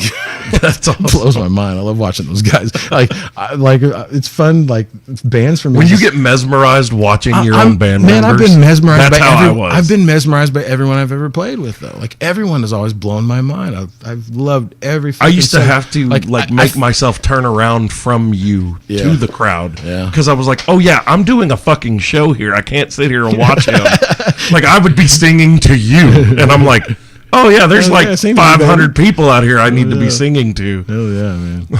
I used to do that all the time. I watch in the videos. You can see in the video. I'm turning around, and singing. You see you shake your head. And you see It's so fucking stupid. That's what it's about, man. That for me is just getting. I've learned to play the bass watching John Gower play the bass. The reason I can play the bass and slap and do some slap stuff, I'm watching him and then running with it. The way I learned to play guitar, watching everyone I've played with and running with it. Learning drums, watching everyone else do it and running with it. That's all. It's all I did. Pay attention. That's all I did. And that's kind of how I work in a weird way. Like everyone around me is the reason I am what I am. It has nothing to do with me. I'm just a facilitator within myself. You know what I mean? You're a vessel. I am. I'm a vessel. People pour all these great soup to me, and I ingest it and spit out just shit all kinds of music out that I can. And I realize that I should be letting out as much as I can. And I saw a quote the other day. It kind of was like, we're all trying to figure out what we're going to do in this life, and mine is, I don't want to drive a truck the rest of my life. I'm meant to be playing music. That's what I'm supposed to be doing. And I saw a really cool quote, and it said, take whatever drives you that you're good at and you're passionate about, use that, help others.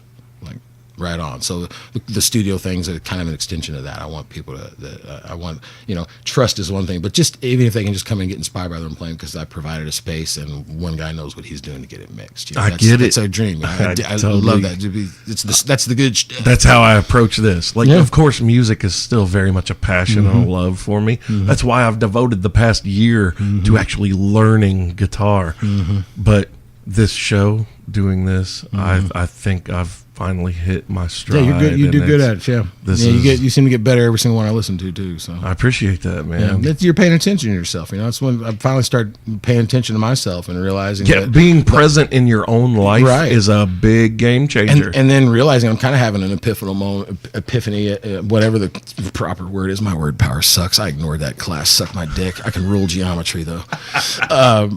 Realizing that I am only what I am because of everybody around me. I'm only a good musician. I only love it. I only respond the way I do because of everybody around me. Watching people who write songs. That's how I learned how to write songs. Watching when I was my first band in high school. Actually, it's my third band in high school. Look at comedians. That's how comedians become great comedians. They watch and listen to other comedians, all inspiring each other. And it sucks. It takes till 40 sometimes to realize those types of things, but that's then just to work them in. Life's got to kick your ass a little exactly. bit. You can have a phenomenal guitarist who's 16 years old, and they're amazing technically. But it's not until life has kicked that motherfucker in the dick for about 10 straight years that all of a sudden now soul and passion comes out with his technicality, and he's 100 times the guitarist he was. When life kicks your ass and you can figure out a way to shift it in your favor. Music feels so good for the musicians. They just want everyone else to feel it too. You just want everyone to go, do you feel that too, man? Cool. Some things translate, some things don't. Yeah, some things don't, and that's the the never-ending quest is always reinvent yourself until it starts clicking. I'm writing better songs than I've ever written, but probably not as good as the best I'm going to write, but I'm still trying to write them. I haven't stopped trying to write the songs. I haven't stopped trying to find what it is my thing. Like drumming, I could have stopped and said drumming's my thing years ago, but it's, I don't know, is it? Because I'm certainly not doing anything. I'm not feeding my kids with it. Occasionally I get to, but that's not what matters. But the experience. But you know what you are doing? Realizing I'm only what everyone else has done around me is actually being really heavy on me. When it comes to your kids, though, thanks everybody for ever just being there. When it comes to your kids, though, what they're going to take away as they're growing up and watching you do this is that's what I worry about the most. Our dad pursued his passion on top of having a full-time job to take care of us, and blah, but he still made time for his passion, and we have this love of this because of that. I hope so, because my daughter likes pretty terrible music. Well, no, but like you said, for a different reason. Like you said, your little one likes to come in when you guys when you're doing stuff, and she'll mess I hope around. So, because that's how it starts. You said she's 3. Yeah, she's 3, and she comes in and messes with the drums. Yeah. That's an interest. She likes it. She likes what she hears. Yeah. She wants to be in there. She wants to be a part of it. She sees her mom supports me too. I've always played music, but the only reason I have more support than I've ever had on that front. I always grew up with a lot of support, and Becca has always got my back even when I don't deserve it. There's times that I've screwed up in my life, and she's still there going, I just want to see you do something with yourself because I believe in you. To have someone next to you every day that truly does believe in you is it's the only reason I'm fucking alive. Those kids and her, man, it just sometimes it takes you a minute to really see it, and as it clicks into focus, but it's in focus. It's been in focus for a little while, real solid. That's what I love this conversation with you. I care about more than anything. You and I have never sat down for 2.5 hours and just keep going. I got all night. Fuck it, make it a 2-part. I'm good, man. I got to do 2 batter out tomorrow, but the kids, man, it's not a noble pursuit. What do you want to be when you grow up? A musician. I understood that it wasn't okay to be okay with that. So that's why I never immersed myself fully as a younger person. It was like, oh wait, I can't do that. You got to get lucky. That's the lottery. Yep, fuck it, I'm gonna get married and have kids. I look all the time. Dream a little, and now I've got that dream just as hard as I ever did. Looking back on it, I'm like, I look at what I've been able to do with my guitar playing in the past year, and I'm like, if I would have just fucking done this when I was 14. Yeah. God damn it. Man, I couldn't imagine what I could have done if I would have had a recording rig when I was 14. Oh my God. There'd be so much music. There'd be so many records. And a lot of them would suck. Yeah, exactly. There would be so much shit. I might have recorded my song Ducks in the Pond. That might have happened. I always had a joke song when I was 16 called Ducks in the Pond. ducks in the pond. Here, ducky, ducky. Ducks in the pond. Something about shooting it and cutting his head off and eating it. I don't know, man. This is a real thing. This really happened. I think you should totally record this song there's now. My band in high school that actually got out and played out the Curly Pervs. We back when Evansville scene would be 500 strong of a crowd at the show, no bullshit. And Dude, 1123 was packed to the door. We used to get naked at after band practices and pass the guitar, and my song was "Ducks on the Pond." Ducks on the pond, here, ducky, ducky. Fucking another pond. I kind of want you to. I really want you to record this song and let me play it on the show. It's pretty heavy, man. I mean, it's very fuck broad. yeah. I love it. Like, that's what I love. I love that it's completely ridiculous, and I know metal. that the drums on it would just metal. be brutal. Metal's fun because all you got to do is play one thing, go, and it makes everybody go, "Fuck yeah!" Oh, like. Now it's see. I always make the joke. Yeah, I always make the joke that every super heavy riff you hear now that is jibba jibba jibba is everyone still trying to write something as awesome as Waffle by Seven does. No, okay, yeah, maybe. Because the snare drum gets its moment, you know. Yeah, and that you know, no one did that. I think everybody just got wind of My it. Fellow Americans. Fight me. Let's have this discussion. When Seven does that spawn or whatever gents doing, you know. I love. There's non-musicians I hope listening to this going, these motherfuckers are out of their mind. And I mean, yeah, I am, but we're all pretty crazy in our own right. You have to be to want to fucking do something with no actual like reward you can hold. Oh in your yeah. hand. Oh yeah. I mean? Like, hey, I was saying, you know, I played to 4 other bands and their girlfriends. Right. That was a blast. I just hope my kids don't see it as a futile quest. You know, but no, that's just will. hold on. But that's the thing, They though. feel it deep, Your kids are getting to see there's a creative outlet for their dad. Yeah. Like their dad has passion, and there's a creative outlet, and there's something tangible from that creative outlet. Trying to get to. Well, I mean, there is. Well, they can hold You a have record. shit recorded. They can literally get on YouTube and see their dad playing drums. They can do that. That is yes. immortalized. They can do that. It is there for You can watch fucking them ever. sing, play guitar and drums, and love them the whole way. I wrote them a song called Starlight. It's pretty awesome. Can't wait to play it for people. It's 2 minutes long, and it goes da-da, da-da, da-da. I sing pretty the whole time. You love it. It's fucking great. Yeah, dude, the fucking new band rules, dude. I'm stoked. I can't wait to play. It's so fun. It's fun to be. I excited can't wait about to it. fucking see it. Yeah, I can't. I hope it's as cool as I think it is. Like I'm as stoked hearing about that as I am Fart Barf. Dude, Fart Barf. Oh yeah, Fart That's Barf. the We fucking didn't talk name, about too. Fart Barf. If you, Fuck- you asked me about Fart. Fuck this you, is why Alan. you and I need more time. We have too much to say. Fuck you, Alan. It's you, called Alan. Fart Barf. It's Fart Barf. I We swear, actually I did told name Butta- that project, but I'm not going to be the one to say the band Nope. name. I told Butta, I was like, I will be at the first fucking show, and when It's whoever, cool. It's when good stuff, man. When whoever says, "Good evening, ladies and gentlemen, we are blah blah blah," I'll be like, "No, you're not. You're You're Fart Barf." I'm gonna have Tucker make me a T-shirt that says Fart Barf Groupie. that's good shit. I'm gonna wear it to the fucking show. You need to do 2 emojis of Alan, Fart yeah, Barf. Alan's just gonna want to fucking die immediately. good He's shit. gonna be like, "Great, that's stuck." Yeah. He has a T-shirt That's a that cool has band. Fart Barf on it. That's going to be a cool band. That's Yeah, that's a lot of yeah, fun. it is fucking bowling. I'm overplaying like a motherfucker in it, but you know, that's on purpose. I was shit all over Alan's songs. He lets me come in and shit all over his songs. Well, you want that crack attack? How about or whatever? You know. Eye rolls. Wrong part. Yeah, too bad. That's where it is. This is where it is now. It'll probably change tomorrow though. I never play the same thing twice. That's I never true. have. I never play the same thing twice. That's- unless I find a fill I really There- like. I'll keep exactly. That bitch. I'll keep There that were bitch. key- If it pushes, bitch, it's staying. There were key parts of our songs that you knew had to stay intact. Yep. Other than that, free reign. Yep. I would even tell you before shows, I'd be like, play shit differently. Yeah. Remember that? It's kind of a. And Butta would be like, no, don't do that. I'm leaving a band out. Shit, I forget about Off Ox, man. Off Ox is cool. Literally OFF-OX. It is a 3-piece group with Matt Glick and Aaron Tanner of Melodic Virtue, and it is a instrumental.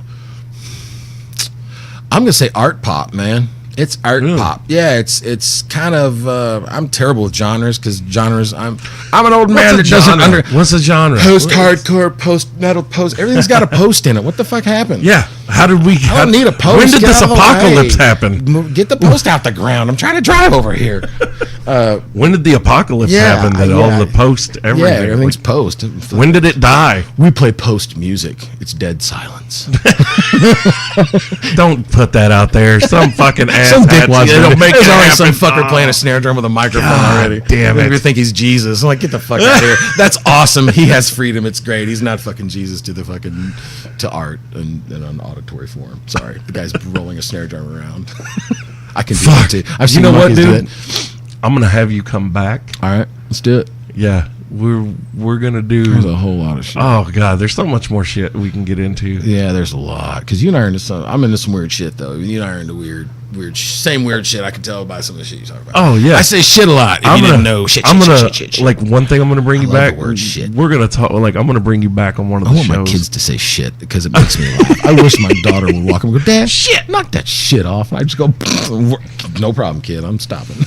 I'm gonna bring you. Like I want to have you back on one of the regular shows. Yeah, I'll be down with that too. We Get talk like stupid with y'all. conspiracy theories and Oh shit. Jesus, man! I went down a conspiracy loophole, bro. And there's one reason I did because the Gulf of Tonkin turned out to be real. And then the other one where they gave everybody syphilis and all kind of fucked up shit. Oh, I can't remember. Northwoods, Operation Northwoods. Operation Northwoods is a lot of shit. Yeah. That's where they were staging mall shootings. Yeah, and so all you know, that. let's be easy on the conspiracy theorists. People having fun looking at the Shit's hall real. of conspiracies because Shit's there's some fucking fucked real. up shit that we found out's real, Yeah. man. Well, So you can't first of all, discredit. okay. Well, that just sounds more far fetched. Gulf of Tonkin. Is it? Gulf of Tonkin got us into Vietnam. Never happened. Right. There's There's been one every war. Pearl Harbor. There's been one for every war. We had a 2-week notice From what I understand. that the Japanese Royal Fleet was assembling They and did heading nothing. our way. Did nothing. Yep. World War I, the sinking of the Lusitania. The German embassy took out full-page ads in the 4 major news publications Wasn't that in fake the too? United States. That was a false flag one, wasn't it, or something like that? The What do they German call embassy it? took Fuck out terminology. full-page ads saying this ship is going to sail into war-occupied waters and it will be sunk. It's going to be fired upon. And all these people still got on the goddamn boat, went into the fucking water, boom, dead. Outrage. Yeah. What? Yeah, They man. took out full fucking page ads. Yeah. Full page. In like the New York Times and all these. It's like when people, our government wouldn't do that. They still allow the KKK to walk the fucking streets. Okay. Who gives a fuck about You know? that? Well, I mean, That- but they still allow a bunch of horse shit. Don't be shocked that Oh, might yeah. be possibly do something. Wait, my kid wouldn't do a thing like that, would he? Our government killed one of our own presidents. Yeah, man. Me and you could talk music on probably about 3 of these episodes, man. Because I'm just talking off the. I don't have anything planned here, which I feel bad about. But Oh, there's it's really all nothing good, worth dude. talking about. We've I was just happy to see you and Hell yeah. and go, yeah, man. Weren't we a bunch of fucking idiots? Because we had a badass ticking time bomb, man. We had it. Those were some good tunes. Yep. Those were some good tunes. And there were more to come. I was actually what's Yeah. funny is Butta posted that. See, I wasn't liking the new tunes as much. I didn't enjoy the newer stuff as see, much. that's It was just- a little too intense. because I like you didn't- listenability. Well, you didn't get to hear the song that I was Simple writing man.